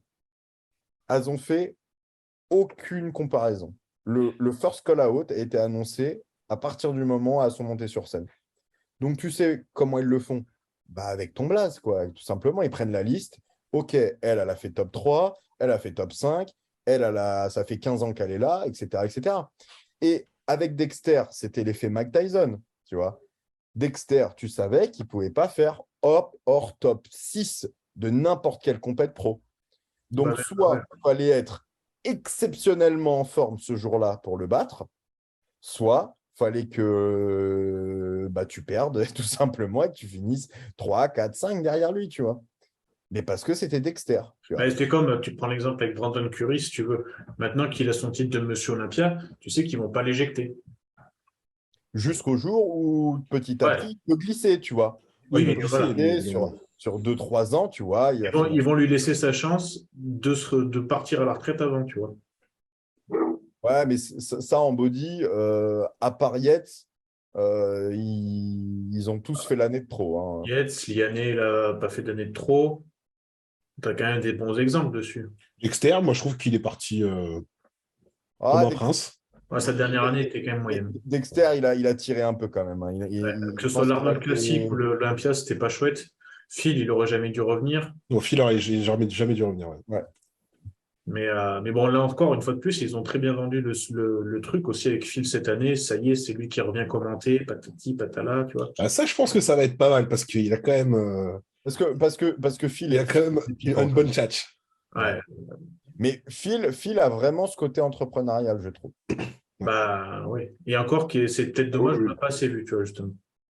Ouais. Vraiment, lui, Jay Cutler, faut pas croire, hein, mais pareil, il a un empire aussi maintenant. Ah, Jay Cutler, c'est le numéro 1. Jay Cutler, au niveau business, c'est le numéro 1. Le mec, il a un empire. C'est le Buffett du body, lui. Ouais. Ah non, à l'époque, c'était pas il n'y a pas si longtemps, mais Rich Piana avait un sacré empire, hein. Ouais, c'est vrai. Oh. Ouais. Rich Piana, il a mis sa famille à l'abri pendant quelques à son âme. En fait, moi je l'aimais bien. C'est ça qui est impressionnant, c'est qu'on les prend pour des guignols à dire ouais, ils ont été body et rien. Mais en fait, je pense qu'ils ont été tellement loin justement dans leur démarche en tant que sportifs qu'ils ont mis la même énergie sur leur développement professionnel. Ouais, clairement. Bah, ça, c'est vrai qu'on le retrouve beaucoup. Le premier qui en parlait, c'était Arnold, qui disait que la salle d'entraînement lui avait vraiment servi pour toute sa carrière parce que ça l'avait conditionné. Et ça se retrouve, comme tu dis, avec Jay, ça se retrouve avec Piana, avec tous les mecs qui sont bien entourés en soi aussi, parce que ça peut être la dérive. Mais tu le retrouves, en fait, en général, ils réussissent derrière. Quoi qu'ils entreprennent, ils réussissent. Ouais, mais tu vois aussi qu'il y a quand même ce phénomène d'épigénétique, soit de là où tu es né, soit par tes parents, tu vois, de ton environnement. qui est très important parce que tu prends un Kay Green et un Mike Tyson, les deux, enfance et vie déplorable, et au niveau du business, déplorable aussi, tu vois. Ouais, regarde l'environnement. Et encore que Kay Green, on ne sait pas tout. Ouais, Kegan, il s'est bien écrasé quand même. Hein. Ouais, Ouais, Kay mais Green, oui, moi, je pense aussi qu'il n'a jamais été Mister Olympia à ce niveau-là, parce qu'il c'est était un vendeur. Un vendeur. loin d'être Peut-être clean vendeur, ouais. Et après, il y a quand sur- même il y a quand même le fait aussi, les gens, il faut qu'ils le savent, euh, le Generation Iron qui est tourné versus vraiment le truc Kay versus Phil. Ouais, ouais, le premier. Ouais, l'appartement où on filme Kay, ce n'est plus celui dans lequel vit Kay Green à l'époque. Mais par contre, ils ont voulu tourner à cet endroit-là parce que ça montrait justement Ah ouais, pareil, le Arnold versus Lou qu'on a vu dans Paris Gagnant. C'était pour ça. Kevin, il est plutôt bien financièrement, il va pas rester dans son 3. Maintenant, oui. Oui, maintenant, oui. Tu vois. Mais Mais parce après, qu'il s'est diversifié dans d'autres choses. après, je vais vous dire une Maintenant, c'est un chose. influenceur, quoi. Voilà. Il y en a un qui est dans la hype des réseaux aussi, en européen, l'italien, c'est Andrea Presti. Hmm. Parce que quoi qu'on dise, ce mec-là, si tu regardes bien sur les réseaux, etc., et moi d'ailleurs, quand j'en parlais avec Théo, c'est un mec au niveau business et rentrée d'argent, il cartonne, attention. Hein. D'accord. Hmm. Ouais, ça, Théo me l'a Et, dit. il tourne très très bien. Hein. Et tu sais, il a atteint le million d'euros de vente chez Yamamoto, hein, donc je te laisse calculer avec les retours. Ouais, Mais mais tu vois, il est chez Tsunami. pour le coup, Maintenant, ouais. Ouais. pour le coup, tu vois, Flo, tu es bien placé pour en parler. C'est que tu n'as pas besoin d'avoir 1 million de personnes pour faire de l'oseille. Tu as surtout besoin d'une communauté qui te soutient et qui croit en toi, tu vois. C'est ça. Ouais, mais Théo, c'est ce qu'il raconte. Toi, C'est en que les tant que chef Italiens, d'entreprise, vraiment, sont. tu vois, toi, en tant que chef d'entreprise, tu dois le voir au niveau de tes chiffres. C'est pas forcément l'influenceur qui a le plus de followers qui te fait le plus gros chiffre, mais c'est le mec qui a la plus grosse communauté. Et ça, c'est différent, tu vois. Et au niveau communautaire, certains pays ou certaines cultures sont beaucoup plus, comment dire, investis à ce niveau-là. Tu prends des Français, la communauté française n'est pas énormément investie, hein, Ah non, clairement pas. Et pourtant, tu vois. tu vois, on parle des Italiens, on parle des Espagnols, machin. Ah, c'est un autre niveau. Hein. Là, le Ouais, mais body chez regarde-toi, eux. c'est l'exemple que j'ai fait avec ta marque de t-shirt. Mm. Ça m'a coûté quoi de poster que ta marque de t-shirt? Rien du tout, tu vois. Ah, je Ouais, sais bien. mais là, au-delà de ça, tu vois, il y a aussi la mentalité française qui joue là-dessus. Ouais, Oui. oui. Mais parce qu'on n'a pas envie de soutenir l'autre. Tu vois, Après, alors, il y a ça, il y a la différence de mentalité, bien évidemment. Même l'Italie et l'Espagne, comme il a dit Seb, sont clairement au-dessus de nous. Mm. Et il y a aussi forcément le nombre d'habitants dans chaque pays. C'est-à-dire qu'aujourd'hui, Oui. aujourd'hui, on ferait les mêmes choses que l'on fait sur Insta. Tu fais des réels, des machins, des trucs, tu parles et tout. Tu es aux États-Unis. Moi, mon compte, il serait passé de plus de 40 000 abonnés Ah, en même à temps, 150 c'est 000. sûr, ils ont un pays grand comme l'Europe. Donc, Voilà. Ouais, mais regarde, Il faut le tu prends le savoir. Maghreb. Tu prends le Maghreb. Il n'y a pas 1 milliard de personnes, hein. Mais ouais, mais c'est pas la même mentalité non plus. Mais en termes de patriotisme et en termes d'investissement, tu Ah, vois, les totalement vidéos de d'accord. Mariaï, il a explosé quand il a commencé à parler uniquement arabe et à Ouais, ouais. s'adresser qu'au Maghreb. Tu vois, quand il a commencé à mettre davantage le côté marocain que français en avant, Bah oui. tu vois, explosion. Parce que La derrière, France, ça marche pas comme ça. et en France, ça marche pas comme ça, tu vois. Ouais. Et tu le vois dans le foot, tu le vois dans d'autres sports aussi, tu vois. Quand tu as un footballeur qui a la binationalité, il est pas reçu pareil bah, quand il va dans son pays en Afrique ou en France, tu vois. Mm. C'est pas la même chose. Alors ici, c'est plutôt genre, pourquoi je devrais le soutenir? Je peux faire mieux que lui ou je peux faire aussi bien. Donc, C'est en fait, chacun est vu comme un concurrent. Ouais, c'est ça. Tu regardes l'arrivée de Adi Chopin là, quand il rentre chez lui en Iran, l'accueil qui est ah ouais. fait. Bah, Big Ramy, il a une place à son nom maintenant. T'as vu l'arrivée de Francis Ngannou après sa victoire contre Cyril Gagne C'est l'exemple que j'allais donner. Regarde Ngannou quand il retourne. Non, Regarde, regarde. je suis pas les fights. Incroyable. C'est T'as l'impression que c'est le Real Madrid voilà. Alors que quand il a gagné sa ceinture, alors qu'il avait la binationalité, en France, personne n'en a parlé, tu vois. Bien sûr, tout le monde s'en tape. Mais tu vois, c'est pour ça que d'un point de vue business, c'est sûr que l'Asie, l'Afrique du Nord, les États-Unis et l'Amérique latine, c'est des marchés extrêmement porteurs en termes de communauté, tu vois. Et c'est pour ça que regarde, tu prends les athlètes brésiliens, on en parlait, que ça soit Zanca, Gabriel Zanca, le classique, que ça soit du coup Ramon. Il y a Diego aussi. Raphaël Brandao. Ouais. Tous ces mecs-là, va leur demander leur contrat de sponsoring, combien ils touchent. Oh bah, tu peux y aller. Hein. Ah, mon petit gars, ils sont pas dans le besoin. Hein. Ah non, clairement pas. Et puis ils sont payés en dollars et ils vivent au Brésil. Donc, c'est ça aussi. Mais tu vois, on parlait en off de tout cet aspect santé, tu vois, avec l'optimisation de choses que tu peux faire en Suisse, que tu peux faire en Belgique, en Espagne. Bah, au Brésil, ils sont sponsorisés par qui? Pas des cliniques, hein, tout simplement. Hein. Ouais. Derrière, c'est évidemment pas le même budget. Hein. Mais tu sais que, sans aller très loin, en Espagne, c'est pareil. Bien sûr. Je me souviens qu'à un moment, c'était Madelman qui était sponsorisé par je sais plus quel labo. Et je sais plus avec qui j'en avais discuté. Il me disait, mais c'est bizarre, genre il l'affiche, il est sponsorisé par un labo et tout. Enfin, c'est chelou, tu vois, on est quand même en Europe. Mais en fait, il y a des pays où, tant que tu fais pas l'apologie de tout ce qui est anabo et tout ça, ben, il n'y a pas de problème en fait. C'est comme vous deux, Flo et Seb, qui faites des vlogs sur YouTube. Vous auriez été anglais, vous aurez pu vraiment parler de votre préparation dans toute son intégralité, comme a fait l'anglais, là, Brandon, qui a gagné sa carte pro. Harding, ouais, Brandon Harding, ouais. Voilà. Lui, vraiment, limite, il a donné son proto. Hein. Tout, quoi. Et ça, forcément, j'en parlais avec mon cercle, tu vois, avant de faire la Pologne, etc., parce qu'il était présent en France. Ouais, j'ai pas mal discuté avec lui, on échange pas mal sur les réseaux. Il est suivi par 700 000 personnes. Ouais. Quand tu es promoteur, évidemment que tu lui files la carte pro, tu t'en bats les couilles, tu vois. Parce que derrière, tu sais qu'il va être partagé par toutes les pages du body, par tout le monde, par des milliers de followers, et que derrière, bah, ta compète, ça devient une référence, tu vois. Bah les gars, on va faire un truc tout simple. Nous qui sommes compétiteurs, et tu l'as vu, Jérém, encore cette année, lorsque tu fais les inscriptions NPC, d'ailleurs, je ne sais pas si tu es au courant de ça, Alex, lors de ton inscription NPC, maintenant, ils te demandent ton profil Instagram. Ton profil Instagram. Et celui de ton coach. Et celui de ton coach. Voilà. Ils te demandent les deux, ouais. Non, mais il faut le savoir. Les gens ne savent pas.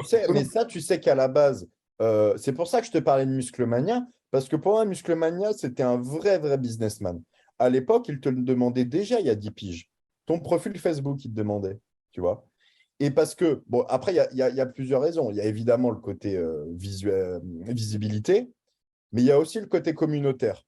Parce qu'en Pologne, je ne sais pas si toi, tu les reçois, mais là, ils m'ont envoyé toutes les infos. Ouais, et tu vas voir, ils font ça toute l'année. Ils font ça toute l'année. Ils t'envoient toutes les compètes. Et en fait, ils m'ont envoyé, là, pour celle du 23 octobre, ils m'ont envoyé le lien d'inscription, tout l'ordre de passage. Ils sont une base de données. Ouais. Voilà, tu rentres dans la base de données. Tu as la Pologne, la Lituanie, tous ces pays-là qui font ça. Du coup, moi, vu que c'est mon anniversaire le 23, eh ben, tu sais ce que je ferai? Sur leur page, je leur enverrai une photo de moi avec une part de gâteau comme ça. Évidemment que ça, tu vois, évidemment que ça joue. Mais tu l'as bien vu en Pologne avec le lituanien. Alors, pour le coup, ça m'a surpris qu'il soit aussi peu suivi. Mais tu vois, c'est toujours ce principe de cause à effet. C'est que le mec, il a eu la hype autour de lui. Son compte, il va exploser. Il va passer les 20, 30 000 followers en un claquement de doigts. Parce que justement, il y a la hype autour de lui. Et ça, quand tu le vois... il n'y a pas que ça, mon gros. Il n'y a pas que ça. C'est que moi, j'avais discuté avec Stéphane, du coup, qui était au courant de ça. C'est que le Lituanien travaille avec l'organisateur. Oui, bien sûr. Voilà, à faire régler. Je veux dire, il y a un moment... c'est comme Kaloum, qui est très suivi depuis quelques temps, le coach anglais. Ouais, il a sa compétition à lui, tu vois. En termes d'éthique, on est où, quoi? Ouais, mais ça, tu vois, c'est pareil à Olympia où Evogène est devenu sponsor Oui, principal. oui, mais ça pose problème quand même à un moment Tu donné. vois. Mais c'est pareil, tu prends les sponsors d'Olympia, il y a Trifecta, donc les repas préfaits là. Tu as Evogène et tu en as d'autres, tu vois. Et donc, Wolfpack, non, t'as des trucs comme ça, ouais. T'as donc Wolfpack, forcément, t'as HTP, là, le truc de complément, là, le truc qui fabrique les compléments aussi. Je et sais plus comment ça s'appelle. c'est pareil avec les vêtements, avec Nebia, avec ceci, avec cela, tu vois. Ouais, Donc, c'est sûr que t'es athlète Gymshark ou Vanquish. Évidemment que tu n'es pas mis non, ils sur s'en le même tapent. pied d'égalité qu'un mec Ouais, mais c'est encore quand même différent que d'arriver, c'est la compétition de. Enfin, toi, tu es athlète et c'est la compétition de ton coach ou de ton promoteur, comme tu disais, Flo. Là, c'est encore pire que juste ton sponsor, tu vois. Mais ça, je te le dis, il y a 10 piges à Olympia. Anthony Bessal, il en parlait déjà. La seule manière. Et à Monsieur Mania, ouais. Tu vois, Anthony Bessal, il en parlait déjà. Et autant Bessala, c'est un personnage, on n'aime pas, etc. Mais là-dessus, il avait totalement raison. D'une part, Ulysse Junior, il le mettait dans la catégorie qu'il voulait. Et d'autre part, il était sur toutes les affiches. Comment voulais-tu qu'il ne le fasse pas gagner? Tu vois? Ouais, Et ouais. pour te dire autre chose, en 2012, donc avant que nous on la fasse, Flo, en 2013, c'est avec l'équipe de Monpau qu'on organise Musclemania 2012. Donc la première année où Musclemania est en France. Ça se fait au Novotel sur les Champs-Élysées ou pas loin des Champs. Tu sais qui c'était les juges? C'était mes potes. C'était mes potes, les juges. Et l'overall, il a été donné en mode, c'est mon pot qui a dit OK, ou même pas, c'est le promoteur, je crois. Il a dit, tiens, lui, là. Comme ça s'est fait. Mais tu crois qu'aujourd'hui, c'est pareil à la NPC? Évidemment, évidemment. Ça se joue comme ça. C'est fini les trucs de round de symétrie, round de profil. C'est Ouais. fini ce temps-là. On a eu le plus beau, enfin en tout cas, de ce que j'ai vu avec le live, de ce que certaines personnes m'ont dit sur place, vous y étiez, vous allez peut-être pouvoir me le confirmer ou pas. On a vu le parfait exemple à Lille avec la catégorie wellness, En, en amateur. qui est devenu pro. Est-ce qu'on est obligé d'en parler? Ouais, à un moment donné, il faut bien en parler quand même. Tu vois. Alors, la première fois, on a parlé de Lionel, on ne s'est pas caché. Bah là, oui, faut c'est aussi vrai, c'est parler de vrai, ça, c'est tu vrai. vois. En gros, enfin, moi, ce que j'ai récupéré de cette histoire, tu vois, même si j'ai choisi mon camp quand même, hein, on sait tous. En gros, ce qui a été reproché à Lorraine, c'est de ne pas avoir le déséquilibre demandé dans la KT, c'est-à-dire le déséquilibre haut du corps et bas du corps qui n'était pas assez prononcé. Alors, ok, effectivement, la nana qui a eu sa carte, je ne sais plus comment elle s'appelle, effectivement, elle a ce déséquilibre qui est très prononcé, mais à ce moment-là, ça veut dire quoi? Ça veut dire que tu viens pas prêt et tu as des cuisses énormes et tu n'as pas de haut du corps, tu gagnes. Ouais. Non, Moi, mais je suis pas d'accord. il y a eu ça, et Ouais, puis il y a mais eu le côté apparemment où justement son compte Instagram a été très, très, très pris en compte. Bah, en fait, non, elle n'a plus son ancien compte, où elle a je sais pas combien de cartes. Oui, mais bon, apparemment, c'était la seule qui était appelée par son prénom, enfin, c'était des trucs comme ça, tu vois. Ouais, mais bon, enfin, je sais pas, une nana comme ça pour le business, ça ne rapporte rien. C'est que du lifestyle et des machins. ouais, c'est zéro, tu vois. C'est zéro pour la NPC, tu vois. Après, tu vois, dans ce genre de catégorie, c'est un peu la catégorie open, tu vois. T'as beau être le meilleur en middleweight ou à moins de 80 kilos, c'est Oui, tu toujours sais que c'est le heavyweight qui va gagner, tu vois. le plus gros qui gagne, tu vois. Pour On est ça que d'accord. Flo demain, il va en open, boum, il remonte à 115, 120 kilos sur scène. T'as beau arriver, toi, en body, tout content avec ton petit slip, tu vas le regarder et tu vas dire, bon, allez, vas-y, passe devant. Tu vois. Mais ça c'était déjà le cas il y a 10 piges, comme je te dis, à Musclemania. Où Oui, Ouais, bien Flo, sûr, mais après, faut pas c'était tout le seul voir. qui faisait 1m85, qui était quasi à 5 kilos et qui nous regardait tous de haut en mode ça va les petits jeunes là, comment ça va chez vous? Tu Là, vois? je vais contrebalancer aussi. Faut pas, justement, sur ce même week-end-là, faut pas oublier que c'est Stéphane en classique physique qui a gagné, qui vient de la classe A. Ouais, mais c'est toujours pareil, c'est la catégorie classique, elle est tellement hétéroclite que c'est difficile d'avoir une règle générale, tu vois. Ouais. En open, parce qu'en open, perso, moi, Mister Olympia, c'est pas Big Ramy, hein, c'est Adi Chopin, hein, clairement, et de loin. Ouais, mais alors attends, en fait, en ayant discuté d'ailleurs avec Serge, j'ai pas mal de monde du milieu pro. Il y a pas mal de choses intéressantes à dire là-dessus. Première chose, c'est la caté classique physique. Théo, il en avait parlé d'ailleurs de ça, c'était très intéressant. Sur la caté classique physique, maintenant, même si Stéphane, moi j'ai regardé toutes les images et tout, je peux dire aujourd'hui très clairement qu'il mérite sa carte, et je veux dire pourquoi. Pour la simple et bonne raison que ils vont vraiment privilégier des lignes uniques en classique physique. Pourquoi? Ouais, Parce qu'il y a de c'est plus des en liens plus de uniques. monde et qu'aujourd'hui, la méthode à l'américaine de faire gagner le plus gros, même en classique, c'est terminé. C'est-à-dire qu'on veut vraiment avoir des physiques hors du commun parce que ce n'est pas tout le monde qui a la capacité d'avoir une taille très fine, des cuisses bien évasées, d'avoir vraiment cette symétrie parfaite, etc. Bon, Et, les gars, je vais à Prague, hein. et surtout, pourquoi ils commencent à faire ça en classique? Parce qu'en body, maintenant, ils ne veulent plus de la masse à outrance. Alors, ça va se faire gentiment, ça ne va pas se faire du jour au lendemain, mais ils vont commencer à, on va dire, améliorer les classements en open de ceux qui sont un peu moins gros, mais avec une très belle ligne qui se rapproche, entre guillemets, de classique. C'est-à-dire arriver à quelque chose de plus soft, de plus agréable à regarder. Pourquoi? C'est juste une question de sponsor. C'est-à-dire qu'ils se sont rendus compte qu'au niveau des ventes, plus on se rapproche d'un physique qui plaît esthétiquement parlant et pas en termes de masse, plus les ventes sont bonnes, que ce soit sur les ventes de tickets d'Olympia, que ce soit sur les ventes des compléments alimentaires, que ce soit du coup sur les sponsoring, etc. Parce qu'il ne faut pas oublier que du coup, bah, si les ventes sont meilleures avec un sponsoring sur les Mister Olympia, eh bien les marques elles vont se batailler pour justement obtenir eh bien une place et avoir un sponsoring sur cette compétition et eux vont facturer plus cher. Ouais, Donc, il y a un aspect business, bien évidemment. Quelque part, c'est pas plus mal parce que ça va éviter de tomber dans les extrêmes.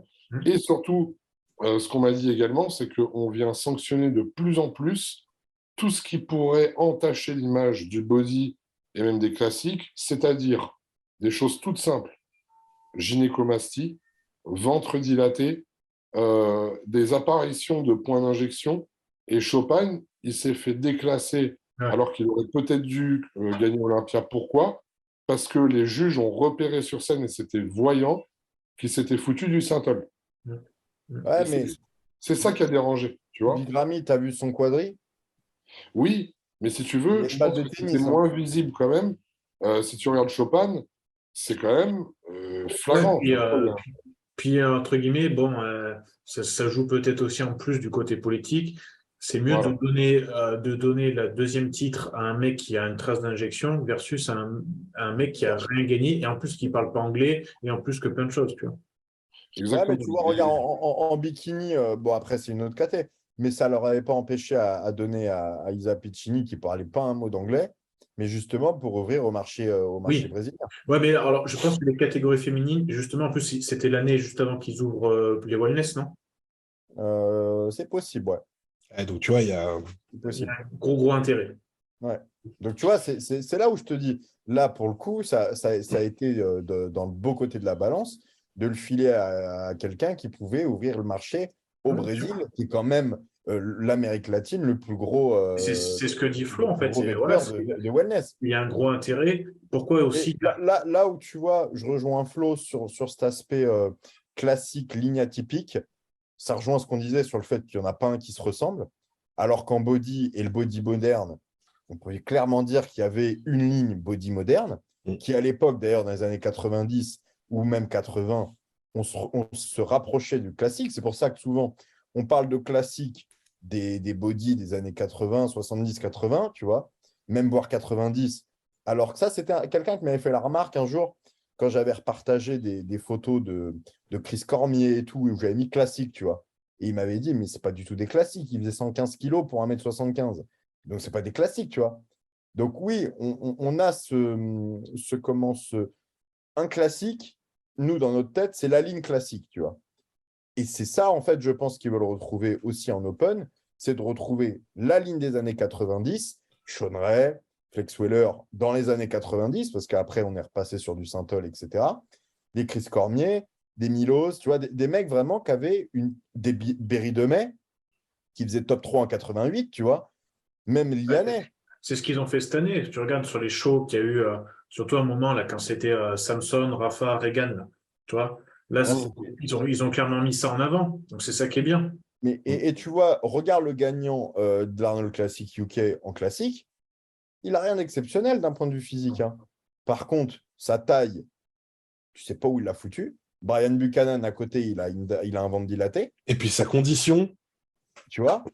Donc, en fait, là, le gars, oui, il avait une ligne qui est ovni. Atypique, tu ne peux pas faire plus atypique. Le mec, il a une taille, il faudrait calculer, mais je pense qu'il a une taille de 60. C'est pas possible, tu vois. Donc, forcément, ils font gagner des mecs avec une ligne qui est strictement atypique. Donc, la victoire de Stéphane, d'une part, je la trouve justifiée et légitime, et d'autre part, elle ne m'étonne absolument pas, tu vois. Au contraire. Non, mais c'est normal. En fait, aujourd'hui, clairement, le message à faire passer, c'est que, et moi, on me l'a redit du coup encore sur des personnes, tu vois, que ce soit les juges, que ce soit des personnes dans le milieu pro, c'est que quelqu'un qui a été en body avant, redescendre en classique, c'est plus possible. C'est terminé. Non, c'est fini. Mais en fait, il y a eu ce problème-là, et je crois qu'on en a parlé dans le podcast précédent, et je le dis souvent, c'est que au début du classique, il y avait ce problème de beaucoup de body qui, justement, n'étaient pas assez gros pour l'open, qui essayaient de se dire, bon, allez, j'y vais en sneak, je vais passer en classique, comme ça, je vais être le plus gros en classique, parce que je ne peux pas être le plus gros en body, et ça va passer. Alors, effectivement, ça a été le cas, c'est passé sur les peut-être première et peut-être deuxième année, tu vois, parce que les critères n'étaient pas forcément très fixes, ils cherchaient un petit peu à se placer et tout ça, mais on le voit de plus en plus et ça marche pas, et là, ça va encore moins marcher. Et il y a eu ce phénomène, et là, il y a le balayage qui se fait, quoi. Et c'est normal, parce que... Et tu vois, ils commencent aussi à... Alors après, c'est toujours... Là, il y a un peu le deux poids, deux mesures, parce que autant à l'Arnold, ils ont été extrêmement intransigeants sur le poids et sur les règles, aussi bien sur la taille que sur le poids des gars, où Molnar, il salue en 212, Madelman, pareil, tu vois, où là, ça a été, tu as une demi-heure pour perdre 2 livres et tu te démerdes. Autant en France, l'Italien, il est venu avec 3 kilos de plus et c'est passé comme une lettre à la poste. Hein. Alors, son coach, il dit que c'est 300 grammes. Arrête tes conneries, il n'y avait pas 300 grammes de plus. Je te jure que c'est ça. Il dit non, c'était pas 3 kilos, c'est 300 grammes. Ouais, c'était comme le Brésilien. Horseman. Voilà, qui avait fait toute une hype sur le fait d'aller en classique. Alors que dès le départ, tu sais que même le slip, il rentre pas qu'il n'avait jamais passé. Mais après, il dit aussi une autre chose, le coach de Zagarella. Eux, on leur a permis de se repointer le lendemain à la pesée. C'est pas de leur faute à eux. Ah non, mais c'est ça que oui, non, c'est clairement pas de leur faute à eux. Tu vois, ils ont encore un peu le cul entre deux chaises, entre donner des passes droits et être super intransigeant. Il y a une permissivité qui a été donnée, tu vois, mais c'est... Pour moi, tu vois, il n'y a pas encore... Et j'en parlais avec Serge, notamment sur les régionaux, où tu vois, pour l'instant, les régionales, c'est open bar. Tu viens comme tu veux, tu viens à quel moment de la compète que tu veux. À partir du moment où tu es inscrit, tu montes sur scène, ça y est, tu as ta qualif. Mais là, tu veux dire pour les qualifs? Oui, pour le régional. Non, parce que tu dis tu viens comme tu veux. Enfin, il faut quand même venir au poids, tu vois. Oui, mais ce que je veux dire, c'est que tu viens comme tu veux. En termes de conditions, en termes classique. Là, demain, là, on n'est pas au poids de nous trois, on n'est pas au poids de classique. On va en open, on s'en bat les couilles. On veut tirer en open, mais faire les pro-qualifeurs en classique. Mais ça, l'année prochaine, c'est fini. Et voilà, et ça, à partir de l'année prochaine, il me disait, les régionaux, petit à petit, ça va devenir comme à l'époque de l'IFBB, des demi, des quarts de finale, tu vois, où ce sera les top 6 qui seront qualifiés pour commencer à faire un écrémage et qu'au pro-qualifeur, tu te retrouves avec 12, 15 mecs qui soient niveau pro-qualifeur et qui donnent la carte pro à un mec qui a fait tout le cursus, tu vois. Alors, ce que j'avais entendu aussi, mais je l'avais entendu dernière, je ne sais pas justement si ça va s'ajouter à ce fait d'avoir des demi et des finales, c'est que la catégorie que tu fais à ton régional doit détermine ta catégorie sur toute l'année. Donc, c'est-à-dire que si tu veux faire du classique et te dire, je m'en fous, je vais au régional pas prêt, je passerai en open, et puis voilà, ça marche plus. C'est-à-dire que tu devras rester en open toute l'année. Par contre, tu vois, pour moi, ce mode de cette manière de faire, c'est possible quand, comme en Espagne ou comme en Angleterre, tu as des régionaux tous les mois, voire même toutes les semaines en Angleterre. C'est un délire. Oui, je suis d'accord. Ouais. Ça, c'est possible. Mais tu prends en France le premier régional qui est mi-avril. Ils sont gentils, les gars. Mais si tu as fait des pro-qualifieurs en décembre, tu ne vas pas attendre avril pour requalifier, tu vois, alors que tu aurais pu enchaîner janvier, février, mars, tu vois. Ouais, je suis d'accord. Donc ça, c'est pareil. C'est quand tu fais toutes les grosses compètes européennes sont quand? Mai, juin, juillet, tu vois. Espagne, Portugal. Tu as même l'Arnold classique en mars si tu veux aller un peu t'exporter. Donc le truc, c'est que ça, c'est possible quand ouais, tu as beaucoup de compètes et que tu as 5, 6, 7, voire 10 régionaux par an. Mais quand tu en as 3 qui se battent en duel, donc il y en a eu quoi? 5 cette année? 5, Ouais, je crois. Ouais. 3, dont 3 en mois de juin. Ça sert à quoi? Ah oui, non, mais encore une fois de plus, on est la cinquième roue du carrosse, tu vois. Voilà, soit tu en mets un tous les mois ou un, tu vois, toutes les 6 semaines. Comme ça permet vraiment d'arriver, comme pour les gars comme nous, tu vois, qu'on fait Strasbourg, puis qu'on enchaînait avec les pro-qualifeurs, parce que sur le papier, on pouvait enchaîner toutes les semaines. Ouais. L'Arnold, la Pologne, comme on a fait, Lille, ensuite, tu avais l'Italie, après, tu avais Budapest ou la Norvège. Là, oui, d'accord, tu vois. On va dire que le Strasbourg rentrait dans le cursus de ta prépa. Donc, tu arrivais à 80%, ça, c'est cohérent. Mm. Mais le mec, comme là, comme Flo qui a l'habitude de faire Las Vegas, tu fais ton régional en septembre, tu as Vegas 15 semaines derrière. Ouais, ça te fait te préparer 2 fois. Tu vas pas arriver au pot en classique. Hein, non, c'est clair. Faut pas se leurrer. Hein, tu vois. Donc ça, c'est pour moi, voilà, il y a OK sur le papier, aucun problème. Au contraire, ça permet de monter le niveau. Mais dans les faits, il va falloir commencer à raquer et faire des contests toutes les 2 semaines. Parce que sinon, c'est toujours pareil, il faut des promoteurs, de la thune. C'est le problème aussi. Hein. Le problème, les gars, on va parler sans filtre. Moi, ce qui me dérange en tant qu'athlète déjà et en tant que préparateur, c'est l'aspect de santé. Tu vois, c'est-à-dire qu'au bout d'un moment, parce que ça, c'est bien beau de dire qu'il faut qu'on fasse une compète en septembre, une autre là, une autre là, puis les gens disent ah bah ouais, mais de toute façon, quand tu veux ce que tu veux, on y va, on fonce. Mais parlons de l'aspect santé. Quand tu fais une prépa sur 16 semaines, on parle vraiment d'un point de vue chimie, t'as pas envie de te taper une prépa qui en dure 30 semaines parce que tu veux prolonger le truc. Et c'est ça en fait le problème, c'est-à-dire qu'aujourd'hui, il y a un aspect business où on te fait prendre l'inscription d'une compète en plus en régional pour te qualifier. Ouais. Mais en plus de perdre de l'argent, tu y perds toujours un peu plus de santé parce que tu vas rajouter des semaines de prépa. Ouais, et puis ça te fait faire une peak week de plus, ce qui fatigue encore plus son organisme. Et même si tu fais pas de peak week, hein, c'est un voyage, c'est du stress, c'est tout ça, tu vois. Ouais, juste pour l'aspect santé, tu vois. Comme dit Flo, c'est que tu t'exposes plus longtemps à certaines choses. Voilà. On sait tous très bien que, grosso modo, tu perds des mois, des jours, peut-être même des années pour certains d'espérance de vie, tu vois. Bah, l'année dernière, quand justement ils ont mis en place ce système de régional, moi j'avais râlé au début parce que en fait j'avais déjà placé mes compétitions et j'ai fait bah ok, donc en gros je suis obligé de m'en rajouter une encore. J'en avais prévu 3. D'ailleurs j'en ai fait que 2 sur les 3, mais bon c'est autre chose. Et quand j'ai vu ça, j'ai fait ok, donc en gros dans mon planning il faut que je prévoie donc une compète de plus, un voyage de plus, une inscription de plus et dans les faits une peak week de plus quoi. Mais c'est pour ça que moi, là, cette année, s'ils ne mettent pas encore en place le côté tu gardes ta KT et le côté il faut faire un résultat. Ouais, tu vas y aller le plus tôt possible et salut, quoi. J'y vais le plus tôt et le plus près de chez moi. Et j'y vais en body ou n'importe quel KT, mettez-moi en bikini, rien à foutre. Vas-y en bikini, qu'on rigole. Vas-y. Mais c'est vrai, c'est que tu as plein de mecs qui ont fait en men's physique, d'autres qui ont fait en body, tu vois, mais en fait, tu fais jamais vraiment ta KT. Donc moi, vraiment, si là, en avril, il y a une compète qui est à Bordeaux ou qui est à 4 heures de route de chez moi, et ils n'ont pas encore mis le truc, mais je ressors mes slip Yalouz de body noir lourd. Fais-le en women's bodybuilding, il n'y a jamais personne. Et je fais la première compète de l'année, même si je ne concours pas en 2023, je m'en fous, tu vois. Parce qu'il y a un moment, il faut aussi profiter du système.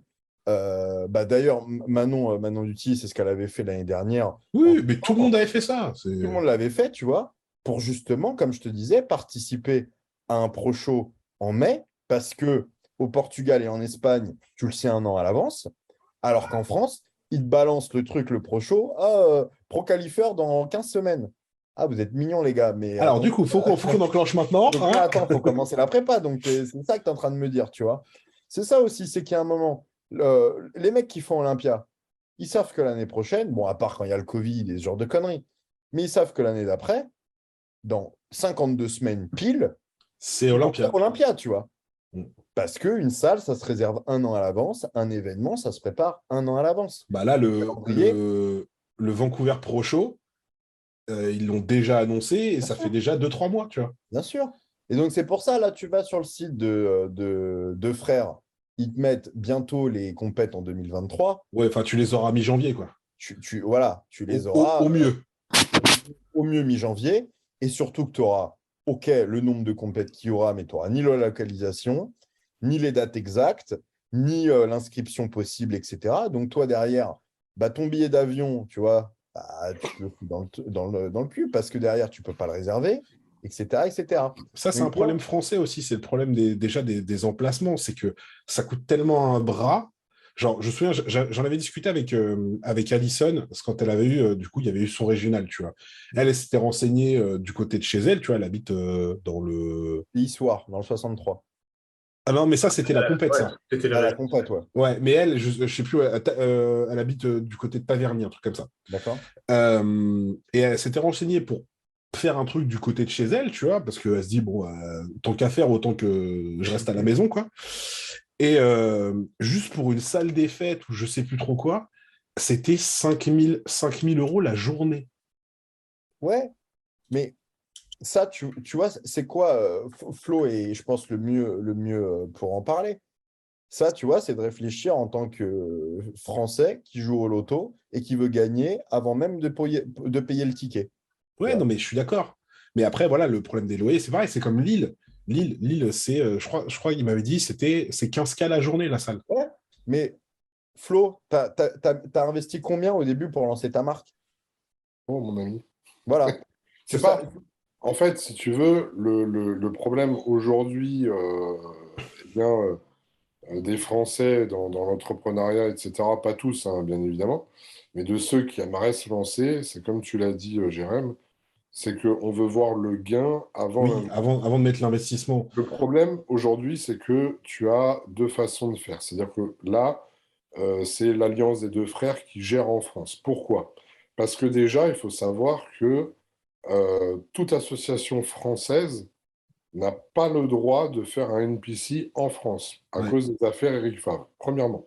Mm. Deuxièmement, ces personnes-là qui gèrent l'alliance des deux frères, machin truc, je t'assure que je connais pas leur histoire, mais je peux te certifier une chose, c'est que les mecs, ils ont fait du business et ils ont fait de l'oseille dans d'autres domaines avant, et ils ont un gros portefeuille. Mm. Et donc, c'est des mecs, aujourd'hui, ils sont capables d'investir 40 000 euros sur une compète, même si, admettons, la compète, elle leur revient à 1,0, juste récupérer l'argent investi, ou même s'ils sont un peu en déficit, ils s'en battent les couilles parce qu'ils savent que sur une autre compète, ils feront un bénéfice, etc. C'est un peu comme du trading ou comme n'importe quelle société qui fonctionne. Il y a des fois, il faut apprendre à perdre pour gagner plus à un autre endroit. Et c'est l'équilibre de tout ça qui fait qu'aujourd'hui, t'inquiète pas qu'ils sont gagnants. Mais ils sont pas forcément gagnants sur une compète à Lille, mais ils vont être gagnants sur une compète qui va se faire en Norvège ou je sais pas où. Tu vois ce que je veux dire? Mm. Ouais, En fait, typiquement, c'est l'exercice. De toute façon, c'est normal. C'est l'exercice comptable qui paye, enfin, qui voilà. prime, je veux dire. Et c'est à la fin du bal qu'on paye les musiciens. Et eux, c'est ce qu'ils regardent. C'est la fin du bal. C'est pas. Voilà. Et c'est pour ça que eux, ça devient intéressant. Parce qu'ils enquillent et ils enchaînent le nombre de compètes organisées. Mais toi, demain, tu veux organiser une piscine en France, parce que je ne vous cache pas que je me suis renseigné et j'ai été contacté, moi, C'est hyper compliqué. C'est avec un Aéromarchand, bordel. j'ai été contacté, il faut le savoir, par la NPC pour en organiser un. Les sommes qu'ils m'ont demandé, si tu veux, j'aurais pu me dire, allez, c'est parti, ça va être cool, nan. Mais investir sur une compète en France, c'est jouer au loto. C'est-à-dire que Ouais. clairement, Le ticket d'entrée à 40 balles, non? le ticket d'entrée à 40 balles. 40 44, tu 000. parles? 40 000, ouais. Non, non, non. Sur le NPC régional, Alors, je te parle, là, il y avait plusieurs propositions. Si tu es Ouais, organisateur, effectivement, ouais, c'est dans les 40K à peu près, c'est là. ça. Si tu es sponsor principal avec le nom de ton sponsor pour la compète et tout, alors je crois, si je dis plus de bêtises, c'est dans les 10K pour un régional et 15K, 20K, je sais plus, pour un pro qualifier. Mais sauf que l'impact, l'impact, il va être intéressant si tu en fais plein et tu arrives à te retrouver. Mais quand tu en fais une seule, il n'y a même pas Ouais. d'intérêt parce que c'est vraiment là, jouer au poker, espérer que, parce qu'il ne faut pas oublier que non seulement tu vas payer la salle, tu vas payer l'organisation, tu vas payer les gens qui participent à tout cet événement, mais il va falloir que tu payes ta com aussi. Bien sûr. C'est-à-dire monter un site web, monter une page Instagram, diffuser l'info, Mm. etc., etc. Et ça demande énormément d'énergie, de temps et d'argent pour une rentrée finalement qui n'est pas si énorme que ça. Alors les gens viennent dire ouais, l'inscription, t'as vu, c'est cher et tout. Je suis totalement d'accord, c'est très cher. Mais dites-vous bien que même en étant à des inscriptions aussi chères que 250 euros et compagnie, je suis pas sûr qu'en France, ils aient réussi à combler le trou. Je te le C'est dis. pour ça qu'ils se rattrapent sur les pass coach. Voilà, c'est D'accord. exactement ce que j'allais te dire. Moi, c'est pas les inscriptions qui me choquent le plus, c'est les Que les passes. inscriptions, c'est partout pareil, ça, il n'y a pas de problème. Et encore, on n'est pas cher parce que euh, quand j'ai vu le calendrier, je me suis renseigné sur toutes les compètes dans le monde entier à cette période-là, tu vois. Je commence à regarder Olympia amateur à Séoul. 2 000 € le billet d'avion, bon, ça, c'est à part. Tu sais, c'était combien le ticket, enfin le billet de l'inscription L'inscription. athlète? Ouais. 450 balles. 450 €. Ah, Donc là, tu c'est vois, 200 € de plus que voilà, un autre. c'est 200 à 250 € de plus. Ouais, Là, tu commences à te dire, OK, là, c'est cher, tu vois. ouais. Parce qu'en moyenne, c'est 250, En moyenne, c'est 200, 250. 200, Ça peut monter un 250. peu plus. Souvent, ils font à partir de cette date-là, tu vois, Oui. 2 semaines, 3 semaines, ça monte à 300, etc. Mais ça monte rarement plus haut. Mais c'est vrai que 400 balles, là, ça commence à chiffrer, hein. Ah non, et puis là les Two Bros, là, ils sont forts, hein. Entre le pass coach qu'il faut que tu prennes, genre pour chaque catégorie, donc si tu fais pour les mecs et pour les nanas, donc déjà, si tu as plein d'athlètes comme Flo peut en avoir, où il amène des mecs et des nanas, bah, ça fait double. Tu vois, à 250 balles le pass coach, ça fait mal au cul, alors que quand tu vas à Olympia Amateur Espagne ou n'importe quoi, bah, c'est entre 50 et 80 balles le pack, enfin le pass backstage. Et Le, là, ils se tartinent, tu quoi. vois, les meilleures compètes, même en parlant avec Jordan Balif, qui a fait Oslo, là, qui est organisé par Toubros d'ailleurs, bah, toi, tu as fait Danemark. Apparemment, c'était pas mal, Danemark. Pas ouf, tu vois. En fait, le problème du Danemark, c'est qu'on était dans un gymnase, tu vois. Ouais. Tu vois. Voilà, c'était C'est pas belle. la salle était pas belle. Les lumières étaient dégueu. L'organisation était OK, c'est-à-dire que bah, les inscriptions, ça a été quand même assez rapide. Le problème, c'est que le temps qu'ils les ouvrent, on a quand même attendu dans le froid, un 21 novembre au Danemark. Bon, T'as intérêt d'avoir mangé ta petite crème de riz avant quand même. voilà, faut mettre tes grosses chaussettes et un bonnet, quoi. Donc voilà, il y a eu ça. Les backstage, bah, c'était alors pour le coup, c'était vraiment derrière la scène. C'était bah, l'autre moitié du Ouais, l'autre moitié du gymnase, quoi. Bon, c'était pas la meilleure salle et la meilleure scène. L'éclairage était pourri. Enfin bref, il y a. Mais bon, on va dire que c'est un problème d'emplacement. Après, l'organisation en soi, ça a roulé quand même de manière assez fluide. Donc bon. Mais tu Après, vois, pour avoir fait la Pologne là, cette année tous les deux, honnêtement, la Pologne, c'était top niveau, hein. bah, c'est Franchement, franchement, c'était la plus belle Franchement, compète de ma saison. clairement. Ouais, ça m'étonne pas, hein. Incontestablement, hein. Et pour avoir parlé avec Damien Alpha, qui a Hum. fait la Fit Parade à Budapest, Ah, oui. pareil, nickel sur les pays de l'Est. Pour donc Jordan sur Oslo, il m'a dit horrible de chez horrible. Donc, tu vois, il y a aussi ce côté qui organise. Et c'est pour ça que je regardais là le calendrier sur la fin d'année. Tu as Roumanie, donc, qui est sous l'égide de Wings of Strain, là. Ouais. Donc, ça, je ne sais plus qui est le promoteur, Mais ça, je sais que ça va être top niveau en termes Bah, d'organisation. la Roumanie, c'est une des plus belles compètes. Hein. Ouais. Et Tous les ans, c'est top niveau. voilà, et tu as Autriche dont le promoteur, c'est Tamal El Goundi, qui est aussi dans l'organisation d'Olympia. Donc ça, je sais que ça va être top niveau. Le reste, je ne suis pas certain, tu vois. Bah, pour revenir sur la Norvège, là, je pense que j'ai vu le live de la Norvège. Je pense que c'est la pire scène que j'ai jamais vue de ma vie. Ouais, clairement. C'est genre éclairage de garage. D'ailleurs, il a fait quoi, Jordan, alors? Il n'a pas gagné sa Il fait 4. 3 sur 4. Non. Ah, il fait 3 sur 4. Celui qui fait 2, c'est un athlète justement de pro coach, là, le moustachu, où lui, il était vraiment fort, hein, franchement. C'est le blondinet, là, qui est une super belle ligne. Ah, le blond, il a fait le deuxième. Il fait deuxième. Et celui qui gagne, ça, voilà, je ne sais pas qui c'est, mais. Et celui qui a sa carte pro, c'est un mec qui perd l'overall en deuxième place depuis 3 ou 4 compètes. D'accord. Ouais. C'est genre, quand je l'ai vu, j'ai fait, bon, il va peut-être l'avoir cette fois-ci, parce qu'il l'a déjà perdu genre 3 fois.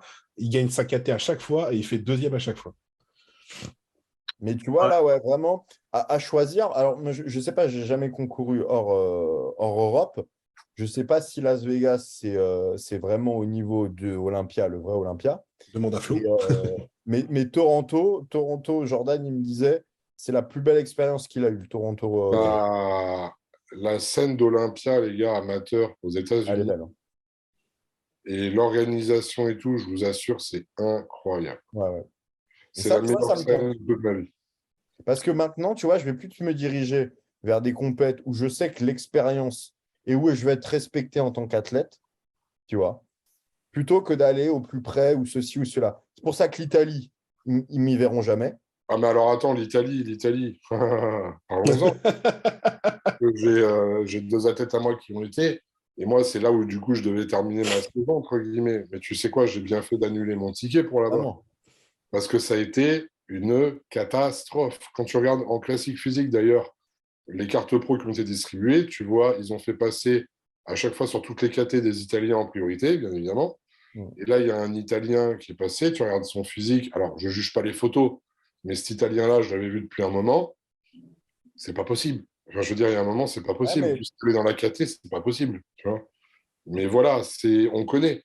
Peut-être qu'Alex s'en souvient, mais à l'époque, Max Switzer, Maxime Dominguez, qui avait fait Danemark, je crois. Danemark, il était, qui perd contre un mec, un Danois, un métis. Bon, là, pour le coup, il y avait bagarre. Il y avait Maxime qui faisait 1m70 et l'autre qui faisait 1m85. Donc, pour le coup, c'était vraiment le petit ou le grand. Mais en Italie, il gagne sa KT et ils ont filé l'overall à l'Italien qui avait le physique le plus éclaté de tout le plateau. Voilà. Tu vois. Et en Italie, c'est toujours comme ça. Ouais, j'ai remarqué. En Italie, en Espagne, depuis que il y a quand même pas mal de Français, toute la team des San, etc., qui a gagné là-bas, il y a beaucoup plus d'étrangers qui gagnent, et notamment des Français. Les Français ont quand même la cote en Espagne. Il y a eu pas mal de cartes pro en Portugal Espagne. aussi. Portugal aussi. Mais c'est vrai que l'Espagne, tu as beaucoup d'étrangers parce que c'est quand même des grosses compètes. Mais l'Italie, c'est clos. C'est Italie. Bon, les très gars, compliqué. ceux qui veulent compétitionner, du coup, il faut choisir bien vos compétitions. Allez en Europe de l'Est. Europe de l'Est, ouais. Ouais, ça a l'air pas mal. Et profitez aussi parce que les scènes, que ce soit Portugal, Espagne, on sait qu'elles sont très belles à faire. Je pense que tous ceux que j'ai eu en live, tous ceux enfin vous aussi, vous y avez été, l'expérience sur scène, à chaque fois, ce qui ressort, c'est ça. Donc c'est sûr, mais après, ça fait partie aussi du management d'une carrière en soi. Et donc de bien se positionner, de réfléchir à où aller, pourquoi on y va. Et je pense que voilà, pour finir ce podcast, je pense que c'est pas mal de dire ça. Je sais pas si vous êtes d'accord avec ce que je viens de dire, mais voilà, je pense que des fois, il faut penser plus loin que juste un billet d'avion ou juste une compétition. Et même sur sa globalité, de dire en fait aux personnes qui regarderont ce podcast et qui écoutent que déjà, premier point dont on n'en parle pas souvent, et moi-même, là, tu vois, j'ai fait une vidéo pour YouTube, là, pour discuter de cette analyse post-préparation. et de remettre les pieds dans le bain, hein, parce que ça faisait quand même depuis 2019. Puis alors toi, Gérald, j'en parle pas, ça fait depuis des millénaires. Mais à 2017, l'époque, avant fut un Jésus-Christ. temps, c'est vraiment en fait de se dire que si on fait de la compétition, pour ne pas être déçu, et Théo il l'a dit d'ailleurs hier dans votre live, de ne pas espérer carte pro, machin, direct. Je sais que c'est cette espèce de hype. Même moi, j'en ai fait part en disant, voilà, si j'y retourne, c'est pour une carte pro. Et si je reparticipe à une compète, bien évidemment que ça sera pour aller chercher une carte. Mais il faut savoir, et je le répète aux gens, et je pense qu'on sera d'accord là-dessus, c'est que ça ne doit pas être votre objectif de vie non plus. C'est-à-dire que on fait de la compète, on veut se battre pour un objectif, donc par exemple, objectif carte pro, machin truc, mais il ne faut pas que ça devienne la priorité de votre vie dans le sens où c'est juste un plus à partir du moment déjà où vous avez kiffé le process. Moi, je vois les choses comme ça. C'est-à-dire que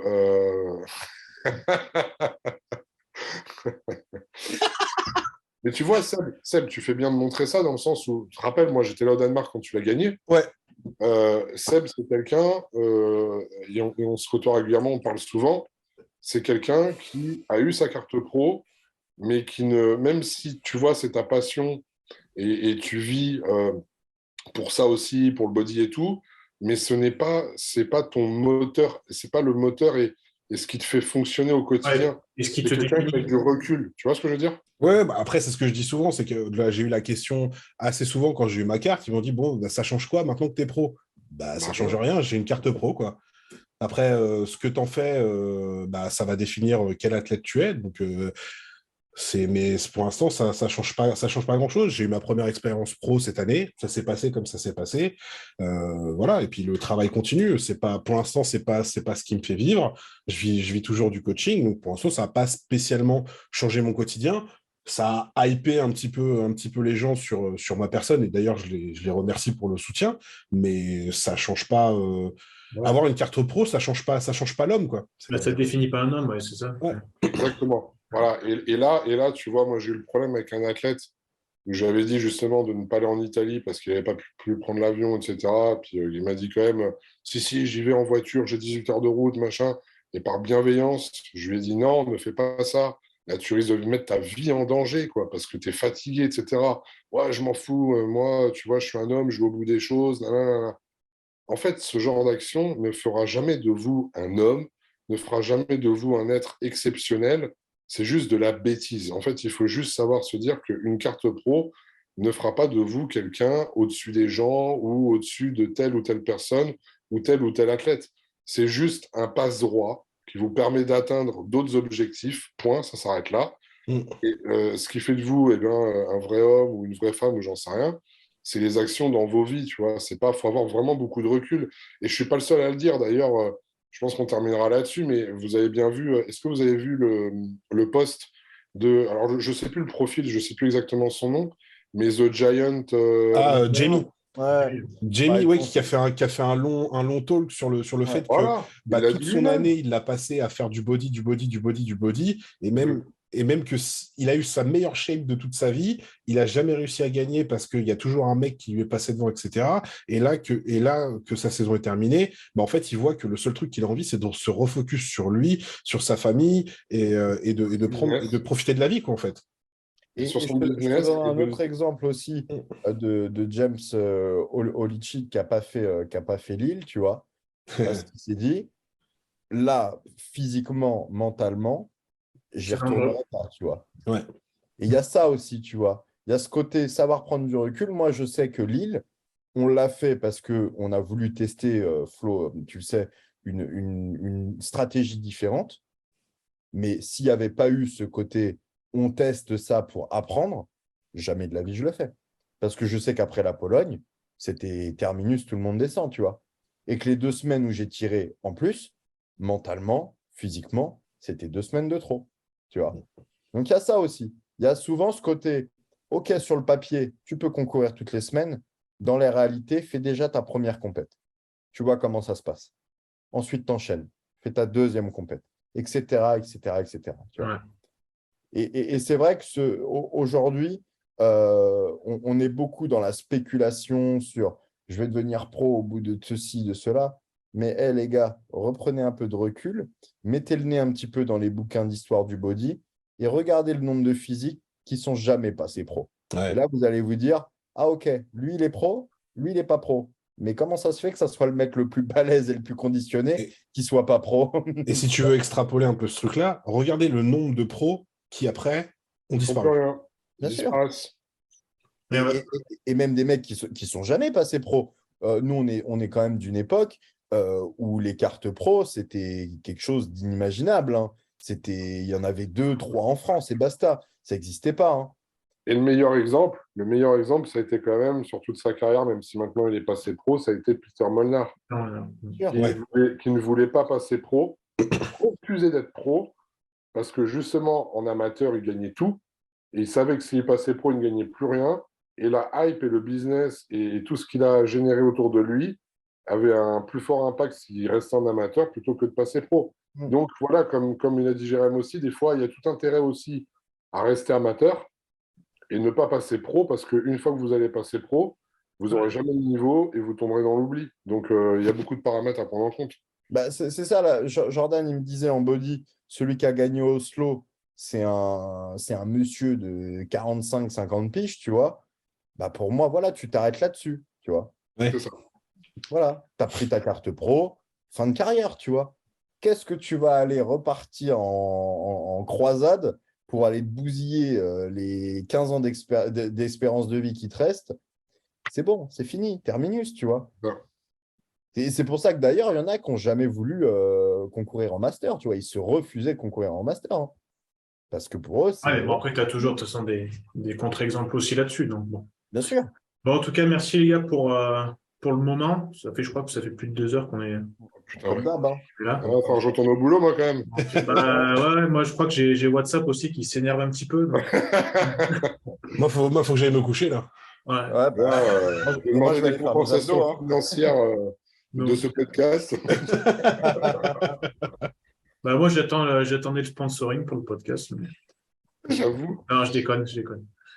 On fait moi, je ne déconne pas. Flo, il m'a promis un pot de crème de riz. Hein. Tu sais quoi, Alex? Si c'est un truc qui te botte, et tu vois, j'ai pas peur de le dire en live, je me ferai un plaisir de sponsoriser tes podcasts par Iron Shark Nutrition, tu vois. Oh là là là là là là. Ça se discute en mais par contre, il faut qu'ils soient qualitatifs. Les podcasts, écoute, est-ce que les podcasts doivent être hydrolysés? Est-ce que du coup, ils vont être étudiés après post-production? Avec prise de glycémie avant et après le podcast. Est-ce qu'on est obligé de manger de la crème de riz pendant le podcast? On arrête le podcast. En plus, je suis quelqu'un où tu vois, tous les sujets sont tellement bien dans le milieu de discuter de tout, donc il n'y a vraiment aucun tabou. Après, la seule chose que je te demanderais personnellement, c'est de virer Seb, tu vois. Ouais. Oh là là. Après, tous discutent. Tu ne disais pas ça quand on restait 2 heures au téléphone. Hein. Tous négocient dans la vie. Ouais, et tout le monde a un prix dans la vie en plus. Donc, on va se retrouver, je pense. Bon, merci les gars en tout cas. Bonne soirée les gars. Et merci pour l'invite. Écouté aussi. Hein. Et puis merci à vous les gars. Passez une excellente soirée en tout cas. Ciao les gars, prenez soin de vous. Ciao.